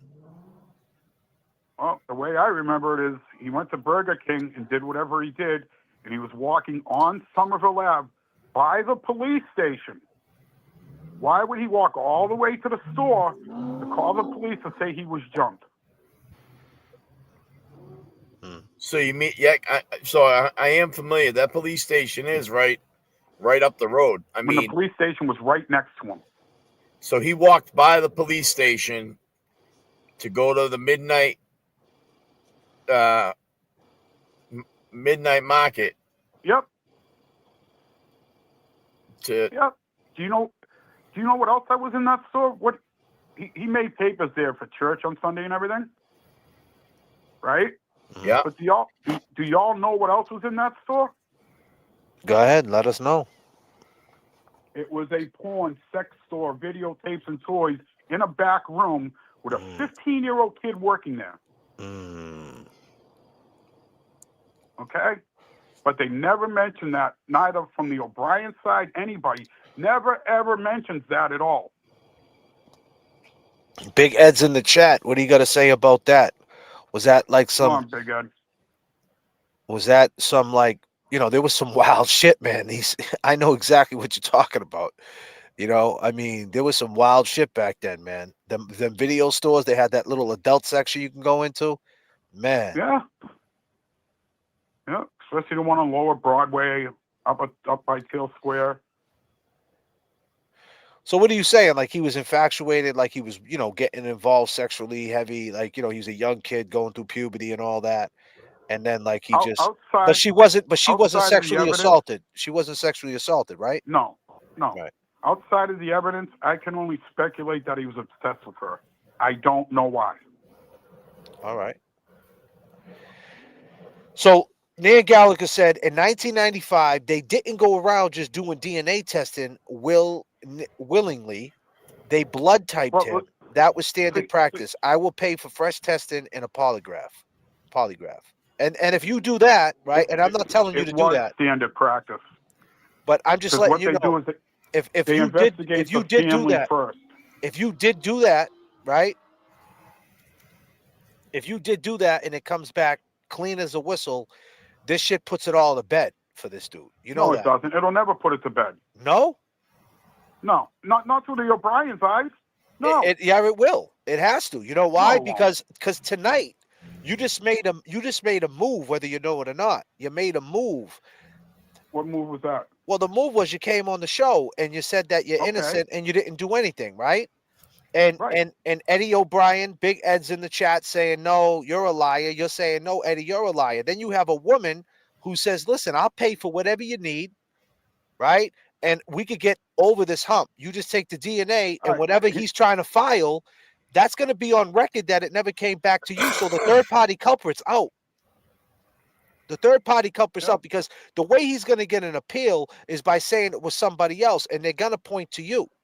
But if you get cleared, right? If you step up and do something now and get ahead of it. What are they going to do about it? Well, I'm just saying now on the internet, you say, look, I got cleared. Shut the fuck up. And everybody got to shut the fuck up. It's like you said, it's public opinion, so it ain't really going to matter what I do. Yeah, on the DNA, it will. It has to matter. Well, it's everything. That's like saying, right? How many basketball players get a girl pregnant, right? And they're like, I want all your money. Now, I'm just saying, I want all your money. And they go, the kid's not mine. That's not my kid. The fuck out of here. It's not my kid. You're dirty. You're this. You're that. He takes a DNA test. They come back and say it's your kid. Guess what? He's paying $100,000 a month, whether he likes it or not. And it's over. So this is what it means. It is pretty. It's a pretty strong move. But I'm not telling you to do that. I'm just saying it will put it to bed if you're looking to do that. No, you know what? They have my DNA, brother, and if they want to get it, go to the cops. They can get it. I don't know how good it is now, whatever.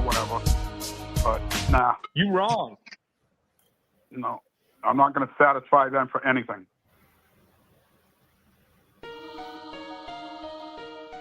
Well, I'll tell you, you've been dealing with this for 30 years, all on someone asking you, Artie, did you kill Janet Downing?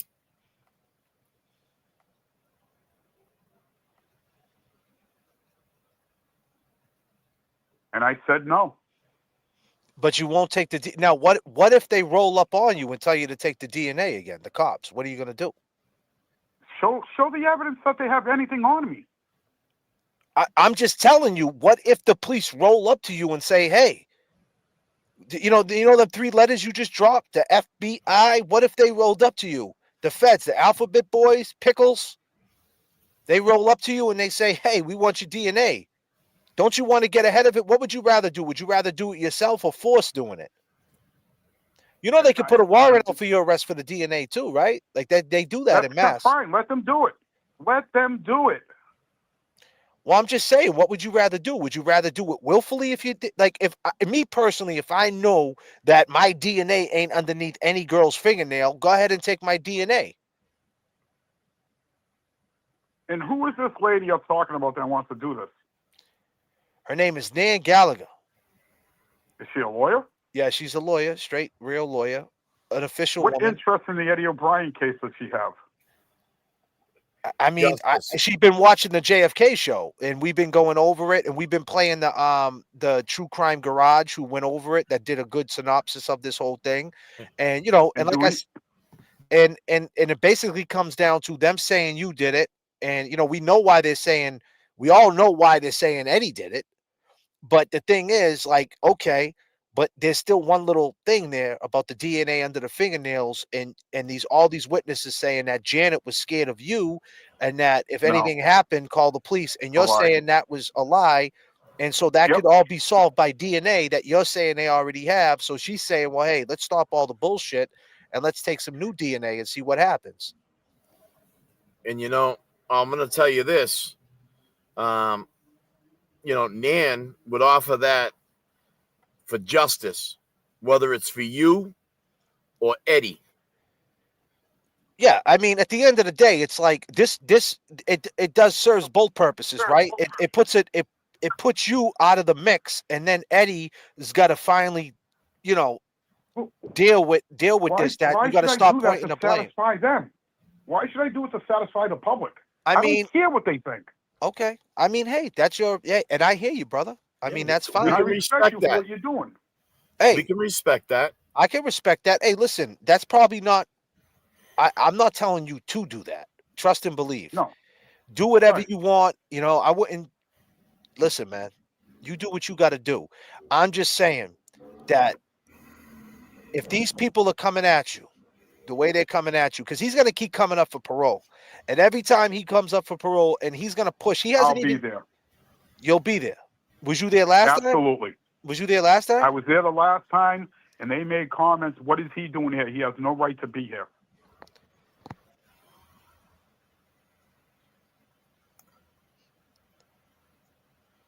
Well, you know, Adi, I mean, we respect you coming He up had here. every right to be there. My children are her. That was their aunt. Yeah, you're damn right. And she You know, is my sister-in-law. Yeah. So that's why I speak up all the time. I'm just, public opinion really pisses me off to no end. But you would take a polygraph, but you wouldn't take a DNA test. What would be the difference of that? Because they said already it. have He my already DNA. gave it. That's the He difference. already gave it.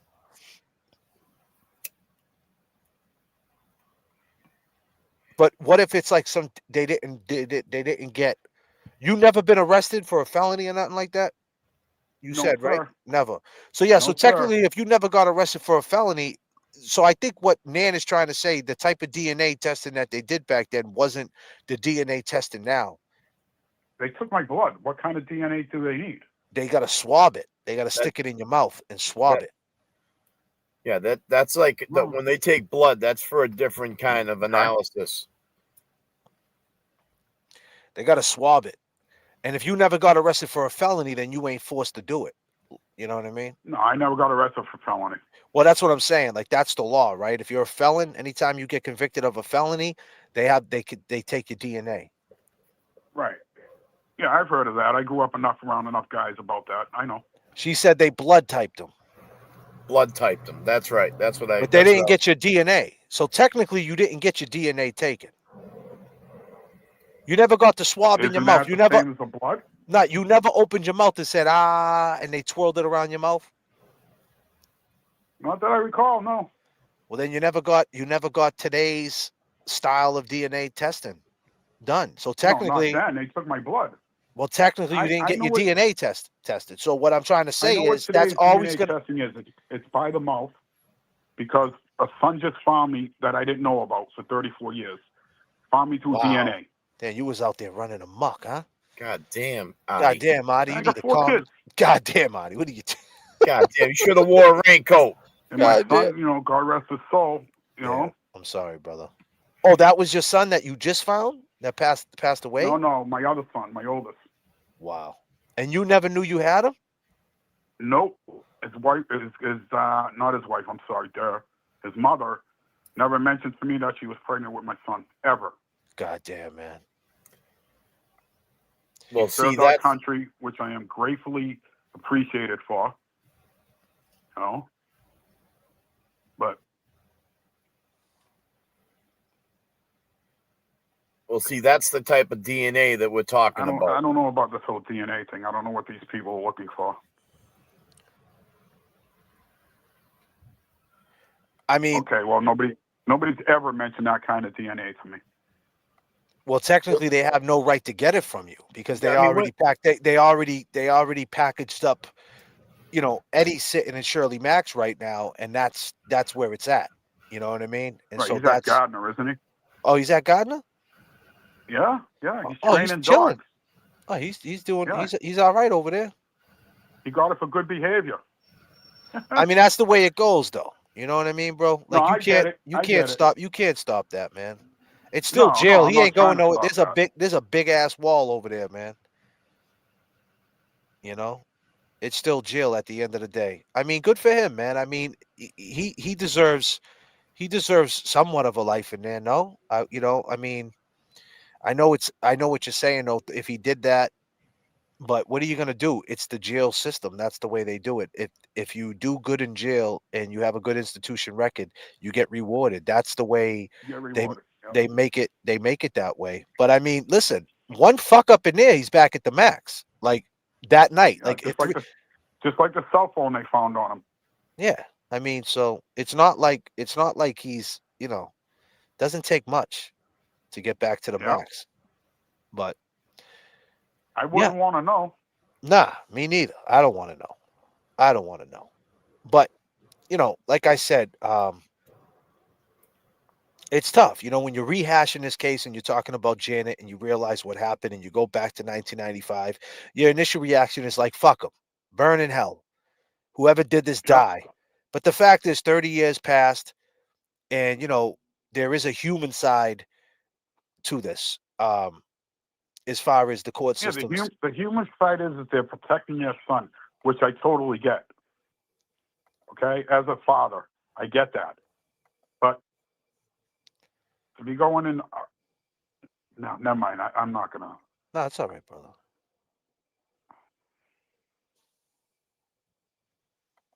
Did Adi do an ancestry test or 23andMe? Ancestry? Yeah. What was that? Well, how they find you? How they know it was you? Like someone else must have did it in your family, huh? Like someone else must have did You an mean ancestry test. you Your talking son. about my son? Yeah. Did that happen? Yeah, no. He messaged me and said, "Do you know so and so?" I was like, "Yeah." And he connected with 3 of my relatives, 3 of them in Puerto Rico. You're And Puerto then he Rican? got word that, yes, I am. Nice, kid. Nice. So he when he talked to me, I said to him, I goes, "Listen, we're going to solve this very easily. I'm going to come up with my wife. We're going to meet you and your wife and your daughter, and we're going to do the DNA test." We did it, and it came back a week later that it was positive he was my son. Wow. Well, congratulations. You got another son, my dude. Yep. EPAG says blood has your DNA. It's called PCR replication and electrophoresis, whatever. So yeah, EPAGs works in the lab, and she's saying, yeah, they take your blood. It's got DNA. So we're all wrong here. I mean, I don't know. You know, I hear what he's saying. You know, you got to give the guy, you got to give Artie credit, man. He's up here talking. He's not hiding. Would I be on here if it was me? Seriously, guys. Well, that right there, I mean, to answer that, probably not. But then again, you never know. If you're a psycho, you would be. Right. And I'm not a psycho. It doesn't sound like it. It don't sound like it. No, not at all, bro. Not at all, man. But the only thing that got me is why is Virginia lying, saying she's seen you?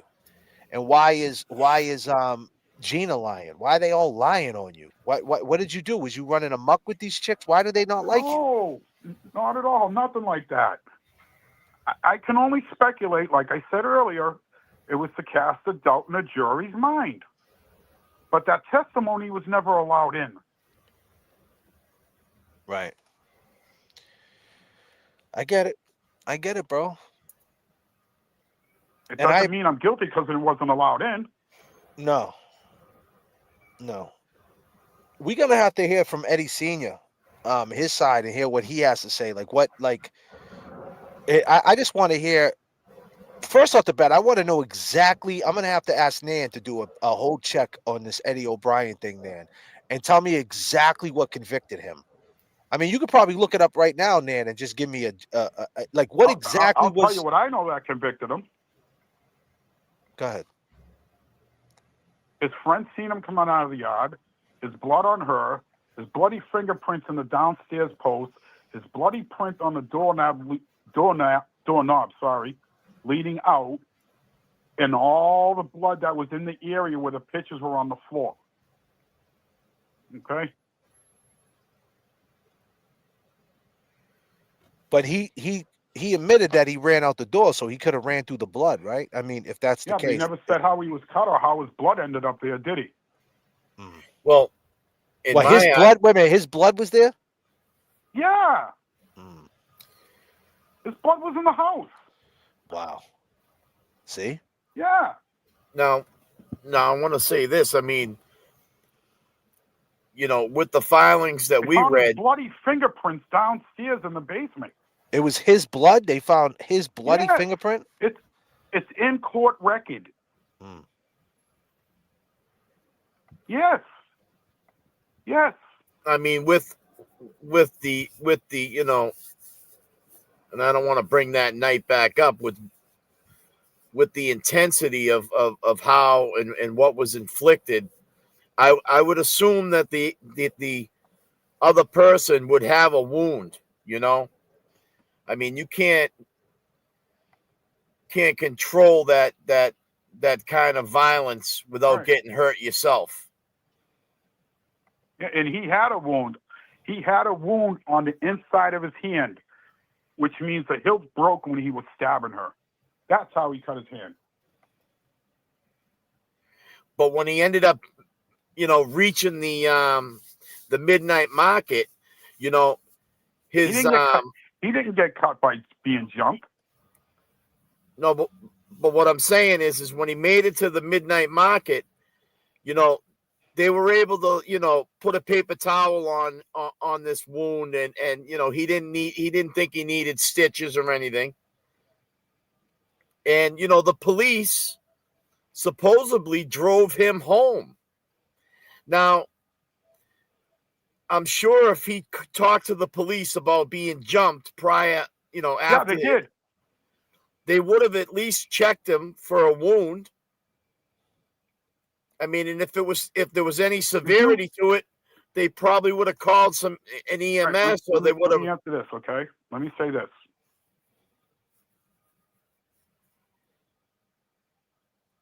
All right. The question is where he said he was jumped.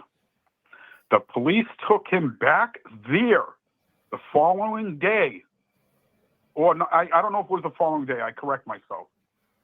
There was no blood to be found where he was jumped.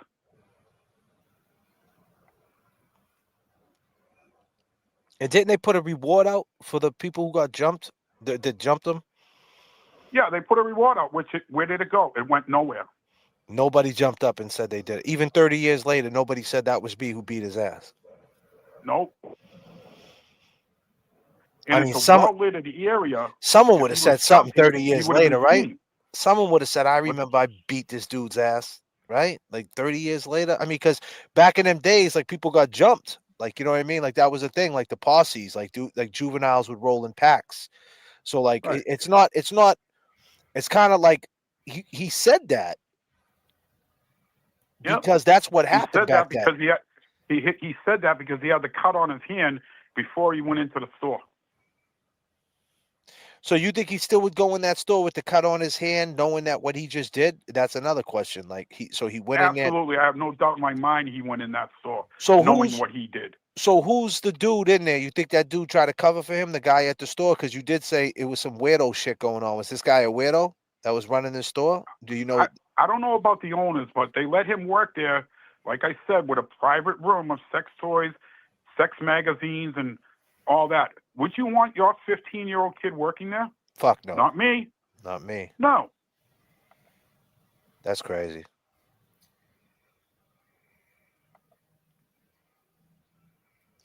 Yeah, man. But listen, I'm not going to hold you any longer, man. I appreciate you answering any questions. I appreciate you engaging Oh, with the chat. anytime. Give me a call. Yeah, man. I appreciate you, Adi. And I'm sorry for your loss, man. R.I.P. Janet Down, and I'm sorry to hear about your wife, your And ex-wife, whatever. your son. Yep. Your son you just lost, man. And Thank you. just keep your head up, man. And Appreciate it. but I appreciate your strength, man, coming up here. It's not easy, man, for sure. And I appreciate you, man. We'll talk again for sure, my brother. Thank you, Adi. All right. I plan on it. All right, brother. Peace and love. All right. Peace. Peace. Adi, ladies and gentlemen. Adi, ladies and gentlemen. Wow. Wow. It takes a lot of heart to come up here, man, and speak your piece. Especially when people are saying that, you killed somebody and stabbed somebody like a fucking Jason Voorhees. And I mean that with all due respect. Disclaimer, R.I.P. Janet. I just want to take time to say R.I.P. Janet Downing. Yes. Justice for Janet. This is just not, we're not just talking about something that happened on TV or something. This is something that really happened. Yes, it was 30 years ago, but it still stings to this day. This is a woman who was brutally murdered. There's no joke about it. We joke on this channel. Be clear if the family's watching. We joke on this channel. This is live streaming. But I don't want you to mistake the jokes for how, we really see this. And at the end of the day, whoever did this to Janet, it's fucked up. It's wrong. And it's horrible. And, she lives on forever. Saying her name by us, the storytellers, to tell this story. Her name lives on to keep her name alive. Janet That's right. Downing is alive tonight. We're speaking on her. She's not forgotten. R.I.P. Janet. I'm sure her family, her kids miss her. She was taken way too soon, 42 years old. Ugh. Horrible, horrible. This is not about Eddie. This is not about Artie. This is about Janet. Be clear. This is about the Commonwealth of Massachusetts. Do they got the right guy? Do they got the wrong guy? Artie stepped up and he's talking. We're going to find out what Eddie O'Brien's family's saying. But based on what Artie's saying and based on the evidence against Eddie, they have the right man. And they're just trying to get him out. And no one wants to take accountability. Accountability is a tough thing, right, Kev? I'll tell you, accountability, it's really the first step that you have to take, to free yourself, to free your soul from all this shit. It seemed to be, at a young age, Eddie Jr. was, he was, he came from a religious family. He came from some religion himself.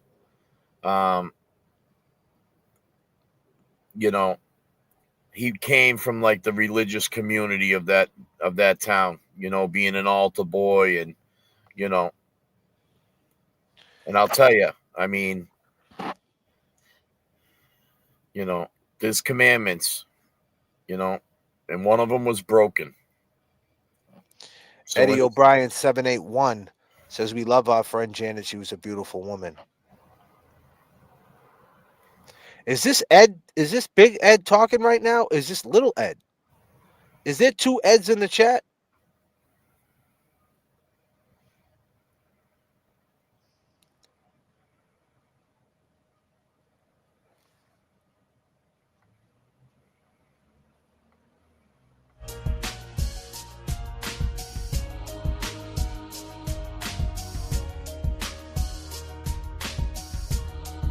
Let me ask you a question, Big Ed. Was there a fingerprint? Was his blood found there?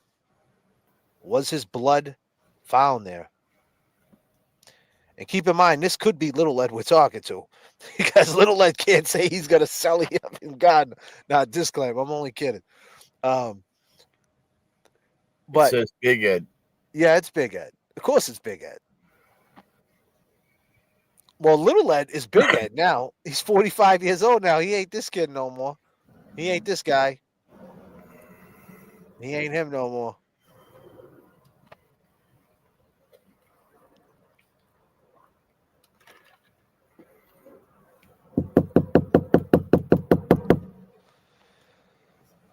Was there a fingerprint found with his blood?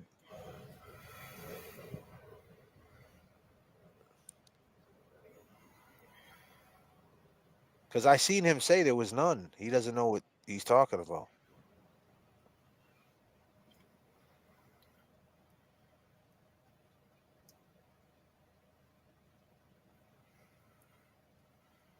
You know, there was one thing that Artie said, man, and Artie, you're probably listening, man, but he said that Ed must have been washing his hands in that kitchen sink.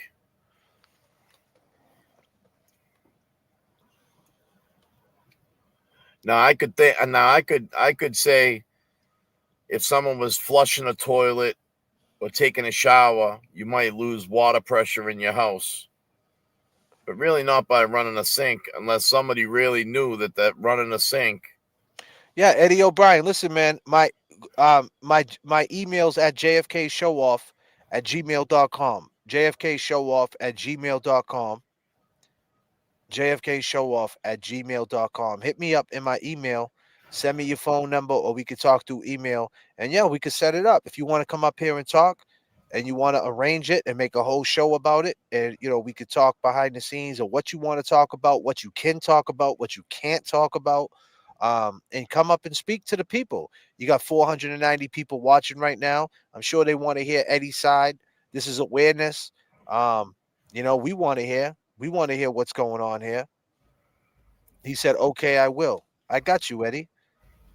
Keep in mind, Eddie, this is the first time. I never seen you here in the chat before. We have fun on this channel. We poke little fun here and there. So don't take nothing personal. We don't think it's a fucking joke. We know it's real for you. It's real for Artie. It's real for Janet's family. We understand the realness to this. But we still got to entertain a little bit. This is a live stream. But yeah, come on the show and let's talk. Love to have you. Yeah, we'd love to hear your side,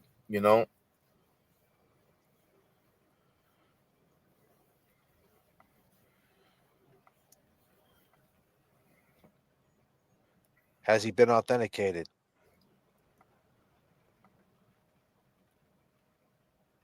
We're gonna find out. We could have Ed. We could have Ed, Big Ed, tell Little Ed that we're gonna have a show and he could call in. He says, "I'm not sure. Believe it's him, to be honest." So, Big Ed, it's not you. People are saying it's not really Eddie O'Brien. Big Ed, any reason you won't come on now? Right. I'm a Somerville boy, thick skin. All right. Big Ed, how old are you? People are asking. People want to authenticate that it's you. We'll see. We'll see. If it's a troll and it's not really Ed, then hey, it is what it is.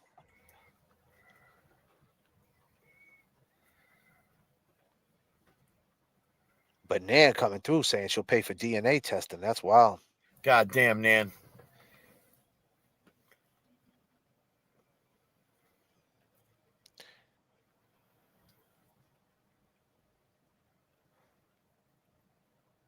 I mean, not for nothing, but I mean, I don't want to. I mean, I can kind of see where Artie's coming from, but I mean, if I knew that I did not do this and that there's no fucking possible way that my blood was not in that fucking house or on that woman or anywhere in that fucking area, I'd take the test.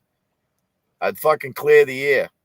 Like, fuck you, motherfuckers. I've been hearing this shit for 30 years. And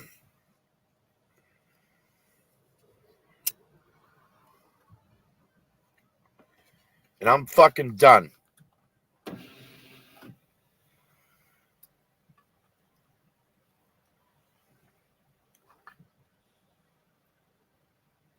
It's a fucking perfect way to clear the fucking air. I mean, it's fucking getting a mouth swab, Hold down the fort real quick, all right? I got to do something real quick.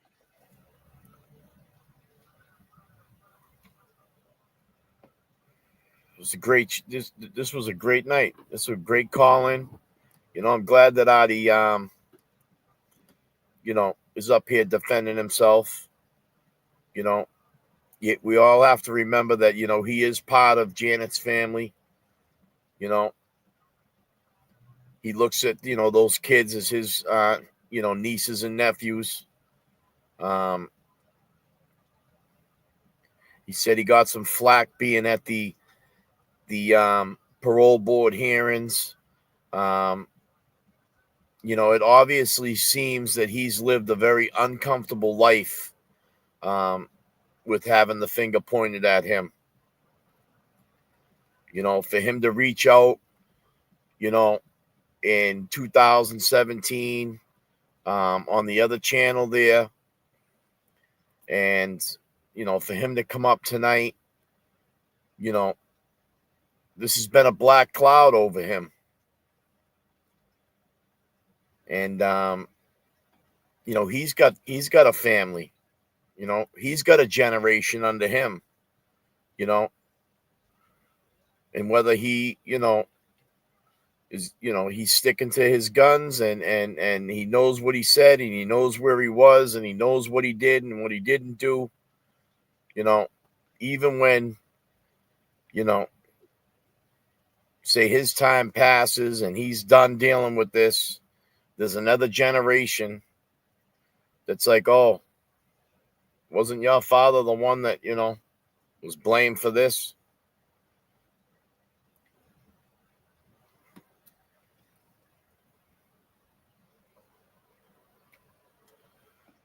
And if he didn't do it, and he knows he didn't do it, you know, you could always retake them tests.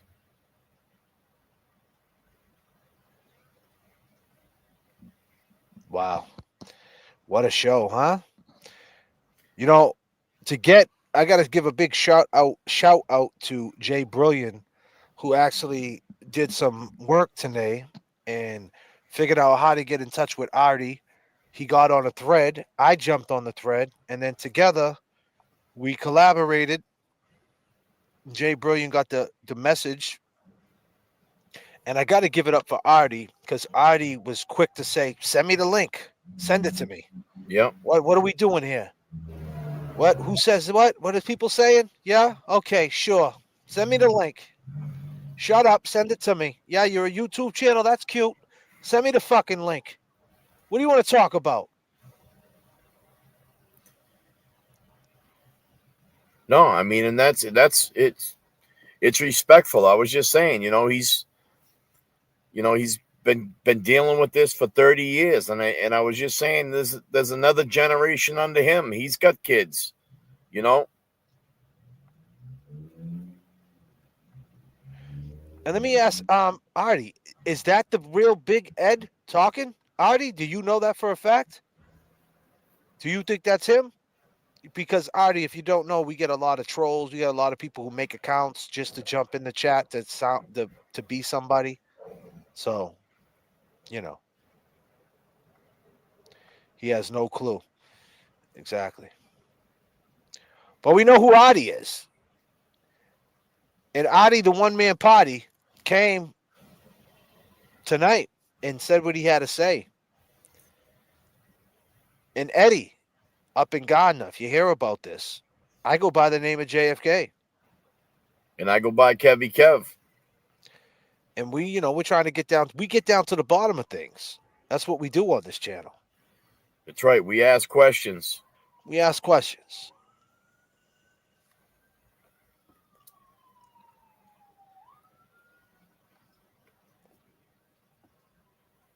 We also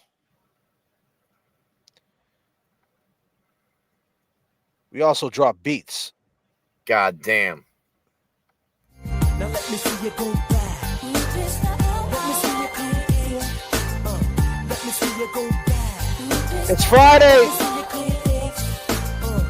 me see you go back. Let me see you come in.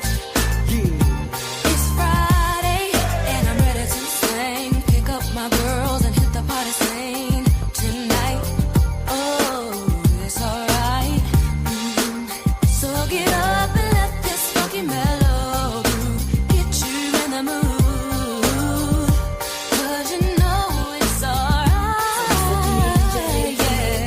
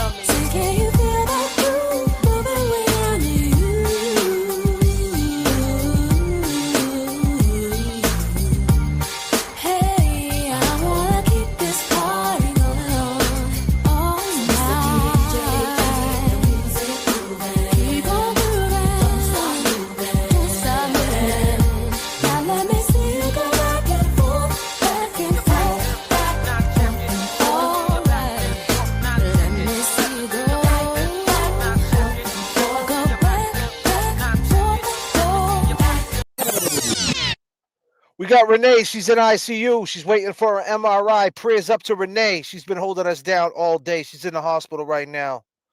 Prayers up to everybody that's in the hospital. Prayers up to everybody that's in the hospital going through something. If you're in the hospital right now and you're tuned to J.F.K. and Kevy Kev 781, just remember, we lounging. Let's go. Let's get it. Go ahead, Daddy. Who do you love? It's a Queen's thing. Woo! Track masters, rock on. We be doing it. Baby kiss, rock on. The remix. How you doing, miss? My name is L, I'm from Queens. I heard about your man, he like the late Sugar Green. Dolce Gabbana Moschino with Donna jeans, but he slipped up and threw his rock to a fiend. He be playing like a Willie cause he dressed shit up, never knowing that his woman is in need of love. He got Versace, gold link, stomach chains with rocks. Official hairstyle, but you stuck up in the spot, making love. Duke is weak, then he falling asleep. You on the phone with your old peeps, dying to creep between my sheets. So what you got Chanel on your feet? Hot sex on a platter makes the mission complete. I do what I gotta do. I wanna laugh with you. I do what I gotta do. I wanna laugh with you.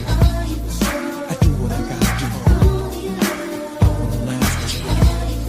I do what I gotta do. Jewels and Cristal got a Mac and funny style. He ain't watching you, he'd rather watch his money pal. Can't protect treasures when it's in a glass house. Soon as he turn the corner, I'ma turn that out full blown. Frontin' in the 6 with the chrome, yo B. Why you leave your honey all alone with me? Just because you blessed with cash doesn't mean your honey won't let me finesse that. So see, the moral of the story is a woman need love, the kind your so-called players never dreamed of. You got to try love, can't buy love. If you play your hand, then it's bye-bye love.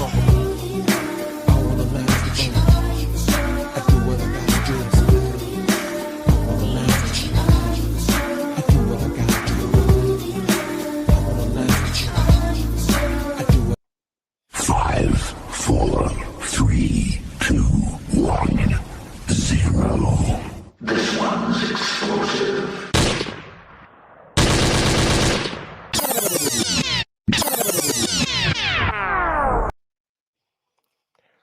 Be clear, R.I.P.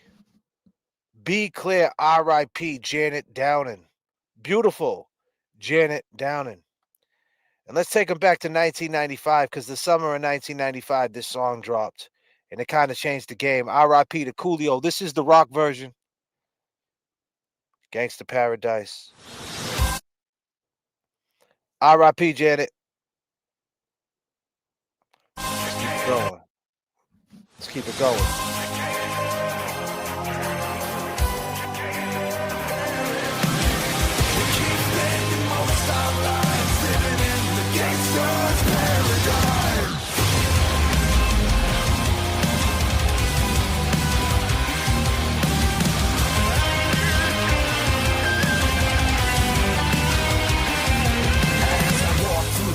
Of the shadow of death, I take a look at my life and realize there's nothing left. Cause I've been blasting and laughing so long that even my mama thinks that my mind is gone. But I ain't never crossed a man that didn't deserve it. Made me treat you like a punk, you know that's unheard of. You better watch how you're talking and where you're walking, or you and your homies might be lined in chalk. I really hate to trip, but I gotta load. As they croak, I see myself in the pistol smoke. I'm the kind of G the little homies wanna be like, on my knees in the night, saying prayers in the street light. Been spending most their lives living in the gangster's paradise. Been spending most their lives.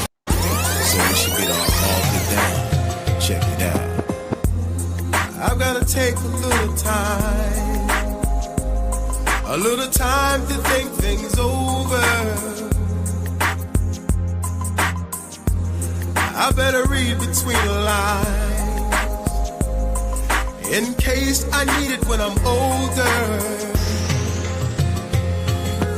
In my life, there's been heartaches and pain. I don't know if I can face it again. Can't stop now. I've traveled so far to change this lonely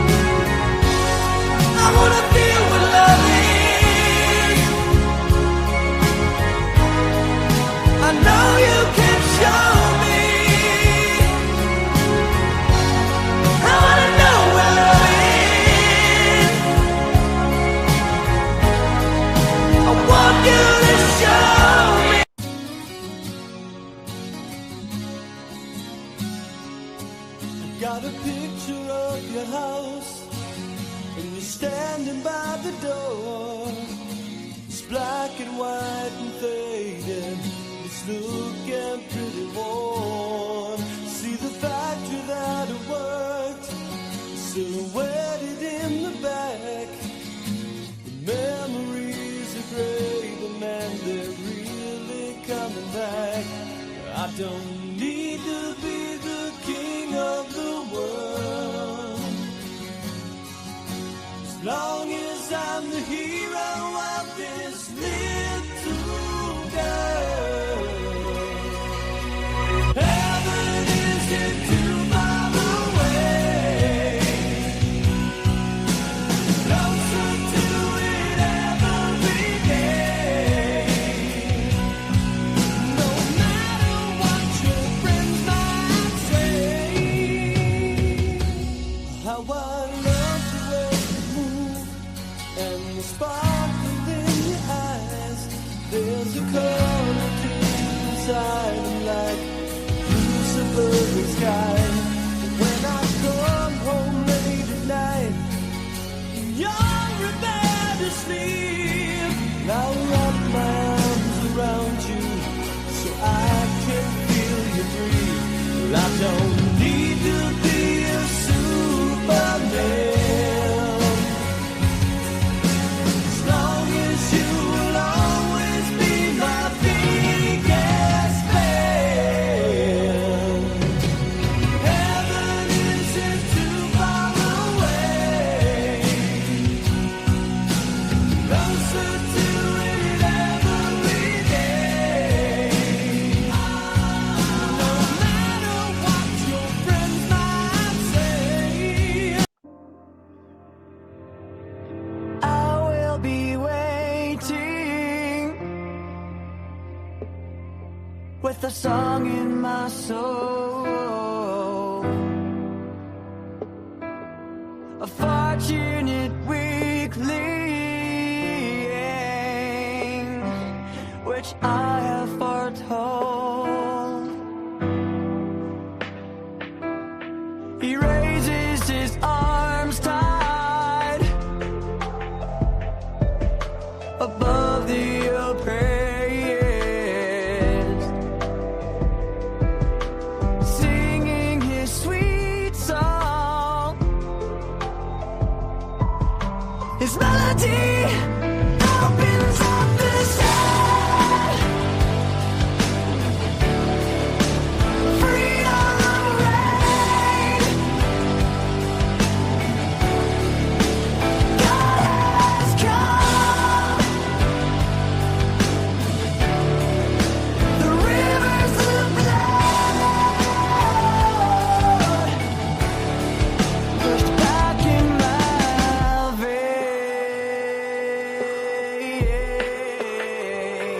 veins. She sleeps with her eyes closed to dream of the past. Her mind has gone blind now, but a memory closes up the sun. Freedom reign. God has come. The rivers of blood pushed back in my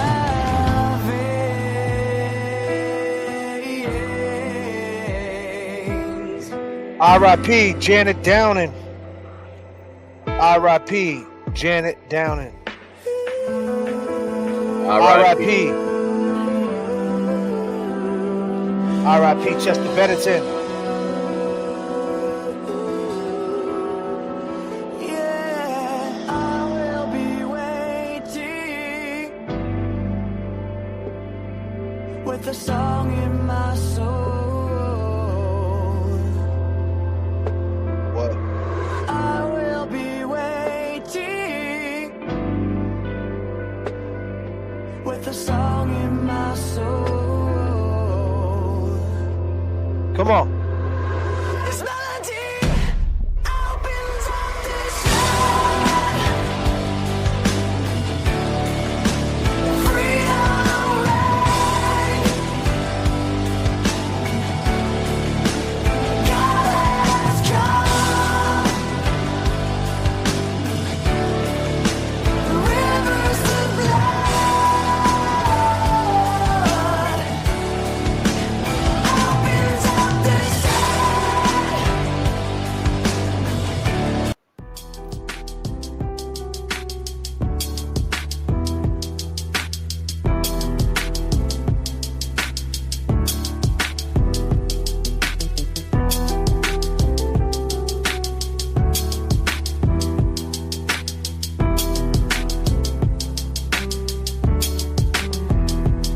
Haley, I know you miss your mom, and I know you miss your dad when I'm gone. I'm trying to give you the life that I never had. I can see you sad, even when you smile, even when you laugh. I can see it in your eyes, deep inside you wanna cry, cause you're scared I'm there. Daddy's with you in your prayers, no more crying, wiping tears. Daddy's here, no more nightmares. We gon' put together through, we gon' do it, lady. All goes crazy in it, yeah.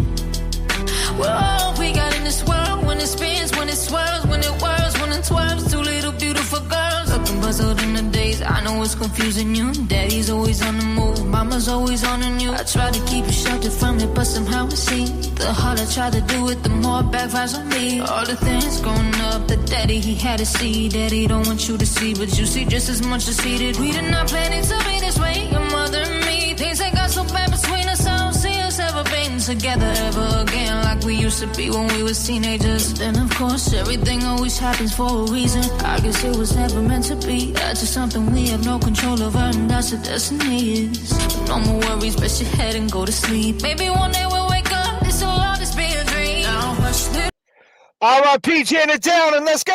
baby, don't you cry. Everything's gonna be alright. Stiffen up that upper lip, little lady. I told you daddy's here to hold you through the night. I know mommy's not here right now. We don't know why. We feel how we feel inside.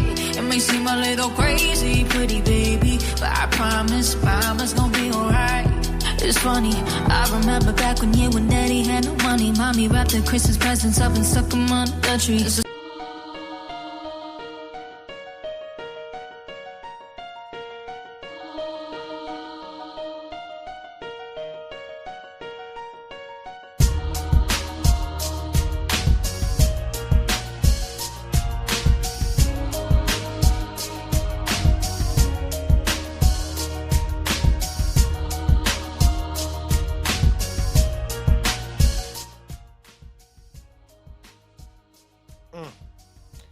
Man, I go by the name of J.F.K. once again. And I go by Kevy Kev. Man, we working too. Jay Brilliant's working too. Natalie's God working damn, too. shout out to Jay. What the Duck is working. E-Pags is working too. Natalie D, she's working. Natalie's always working. God damn, Natalie. What the Duck for sure. Don't forget about Christy in here. Yeah, what the duck. Kate, want to give a big shout out to Artie, the one-man party. Artie Ortiz coming in. Norman Corey, he's working too. We all working. Miss 808, Renee, Donna, E-Pags for sure. My girl E-Pags always holding me down. Cece, Shannon, making changes, you already know. M Joy, Amy, La 1972, always here. Man, we're gonna get more into it. I gotta know tonight is heavy. And I hope you enjoyed the show. I just want to say, you know, this is not a joke. We joke, we play. I want to bang that point home. I know it's probably like, shut up, JFK. You keep saying it. But I have to say it. What happened to Janet is horrible. It's no funny fucking matter. This is no funny matter. Eddie O'Brien is in Gardner State Prison right now for the rest of his life because of the murder. He's saying, I didn't do it. Artie did it. Artie saying, don't believe that motherfucker. He did it.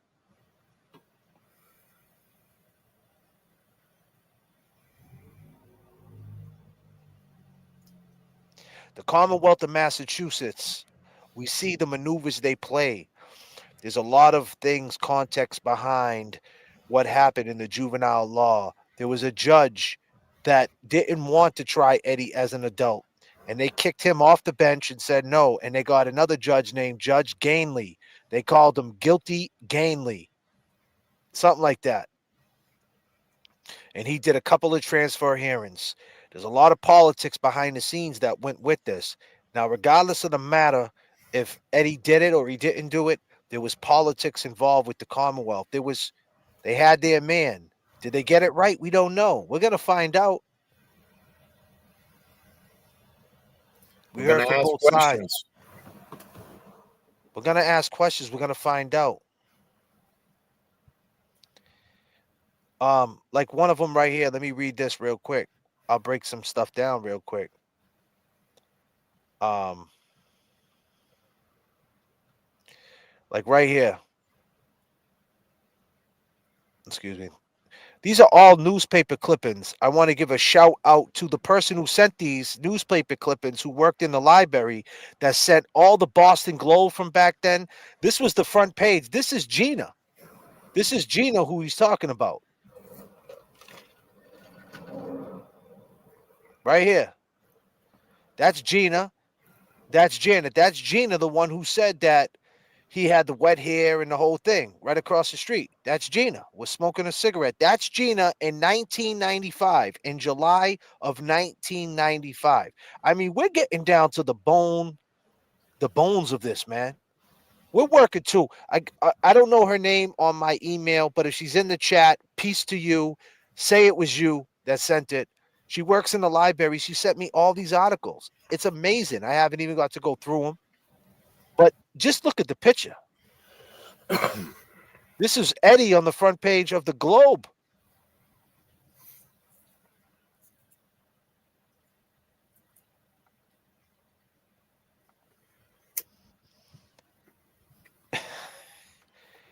It's fucking God crazy. damn, Eddie. This is crazy. Oh, it's me, Kat. Kat, thank you so much, Kat. Where's she at? Kat holding me down. Kat, thank you so much.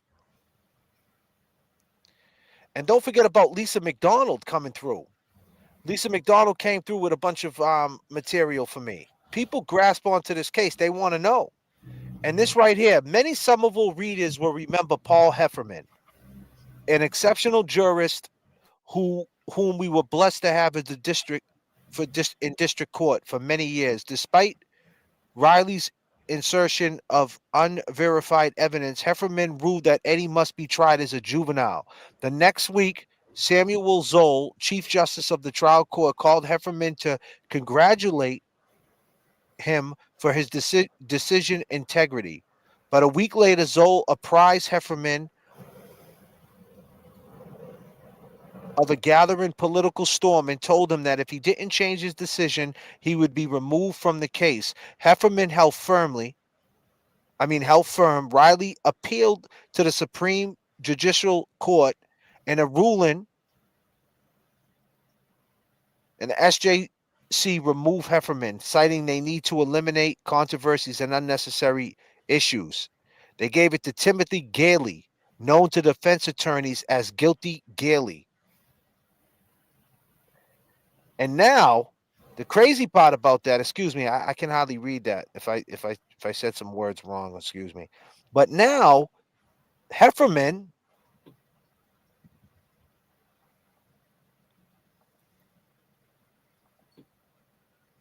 this is what he says years later.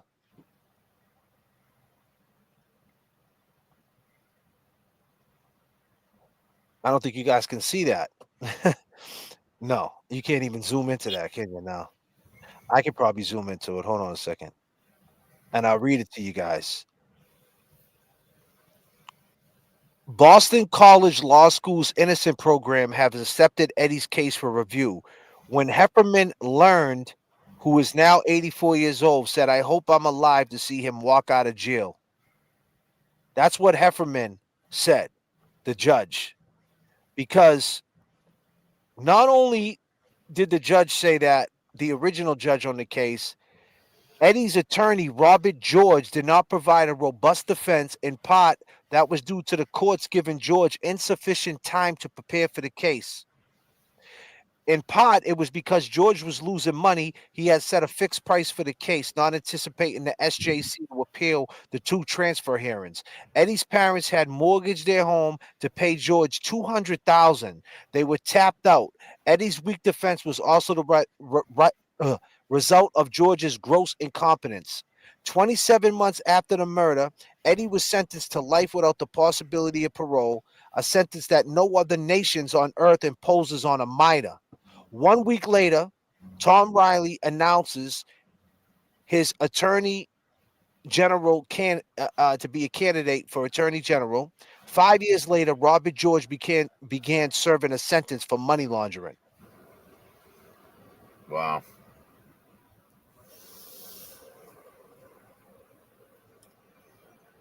Can't make this Politics shit as up. usual. Politics as usual. So Hefferman gets kicked. This guy says, I need $200,000 because he didn't know there was going to be 2 transfer hearings. This is the first time ever they gave life in prison to a minor.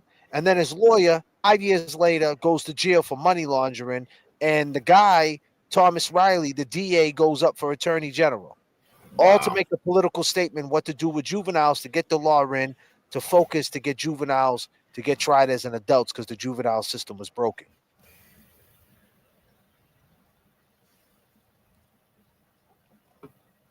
Crazy. Political moves, man. And they put this guy named, what was his name? Gainley? What did I say his name was? Gainley? Yeah. Guilty Gainley or something like that. That's crazy. And can you believe it? I mean, when you speak on it now, you see what happened to Miles King. He's free on a 2,500. You see Kelsey Fitzsimmons held without bail. You see what's going on with Karen Reed, right? So you see this. This has been going on. I told everybody when I first came into this, this is not about Karen Reed. This is about the front row seat of the corruption in the Commonwealth of Massachusetts. It's been going on. We all lived it.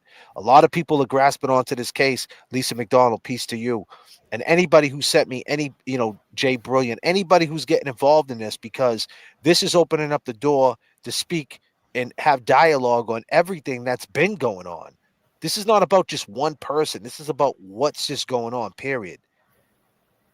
And we're getting down to the bottom of it, and people are talking, and that's a beautiful thing. And I give a big shout, like I said, shout out to Artie for coming up here and Big holding time. his own. That's not easy. Yep.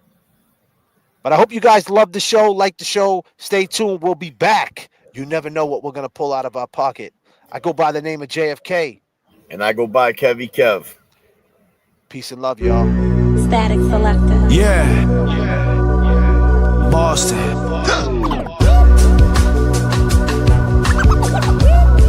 Can you hear me? Can you hear me? Boston. Static Selector. Yeah. Boston.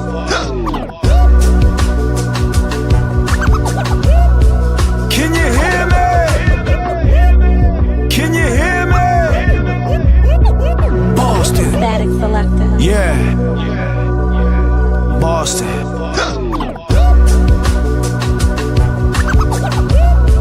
Can you hear me?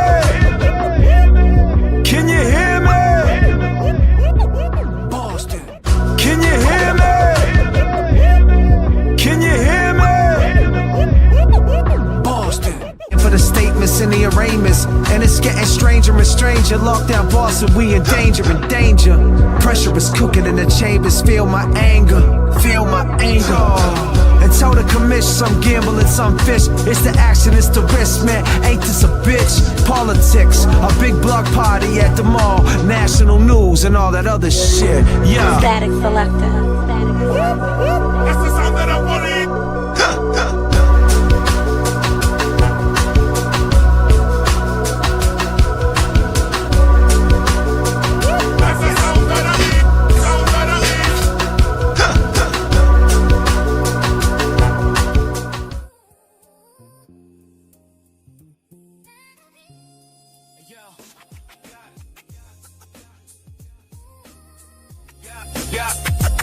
shit on. Y'all shit on. Y'all shit on. Yeah. They can't blind your vision, cover these clear mornings. Days fly by, let's make another year for it. Struggling and stressing, brother, but you here for it. Life sends you in a tailspin without no real warnings. Sat on the porch all night, damn, I used to rip flows. All the girls you stared at, yeah, I used to get those. Them chicks started smoking crack, now the kids are all schizos. Another day in the hood, homie, you know how that shit goes. You ever look at a calendar, be scared to count it? He never did a day of time, so we rap about it. Real ones traumatized, we could do without it. System is rigged, they got us surrounded. They talk shit, brown nose, they are in your business. Be your close ones, boast fun, show interest. At your front door, ghost guns, load the switches. For a Rolex, leave you dead, no witness. Let's go. We just trying to live, please leave us alone. We fighting for justice, we trying to make it home. From Proctor to Mulligan in the combat zone. They killed Jigga right in front of the stove. No more sitting for summers, just trying to change our ways. Lost the sting, but that sensation stays. Chasing validation, I can see the hate in their face. He is scared he gonna die, history meeting today. Welcome to the street. We be Keith, James, Jackson, J.F.K. 39,000 feet. Let's go.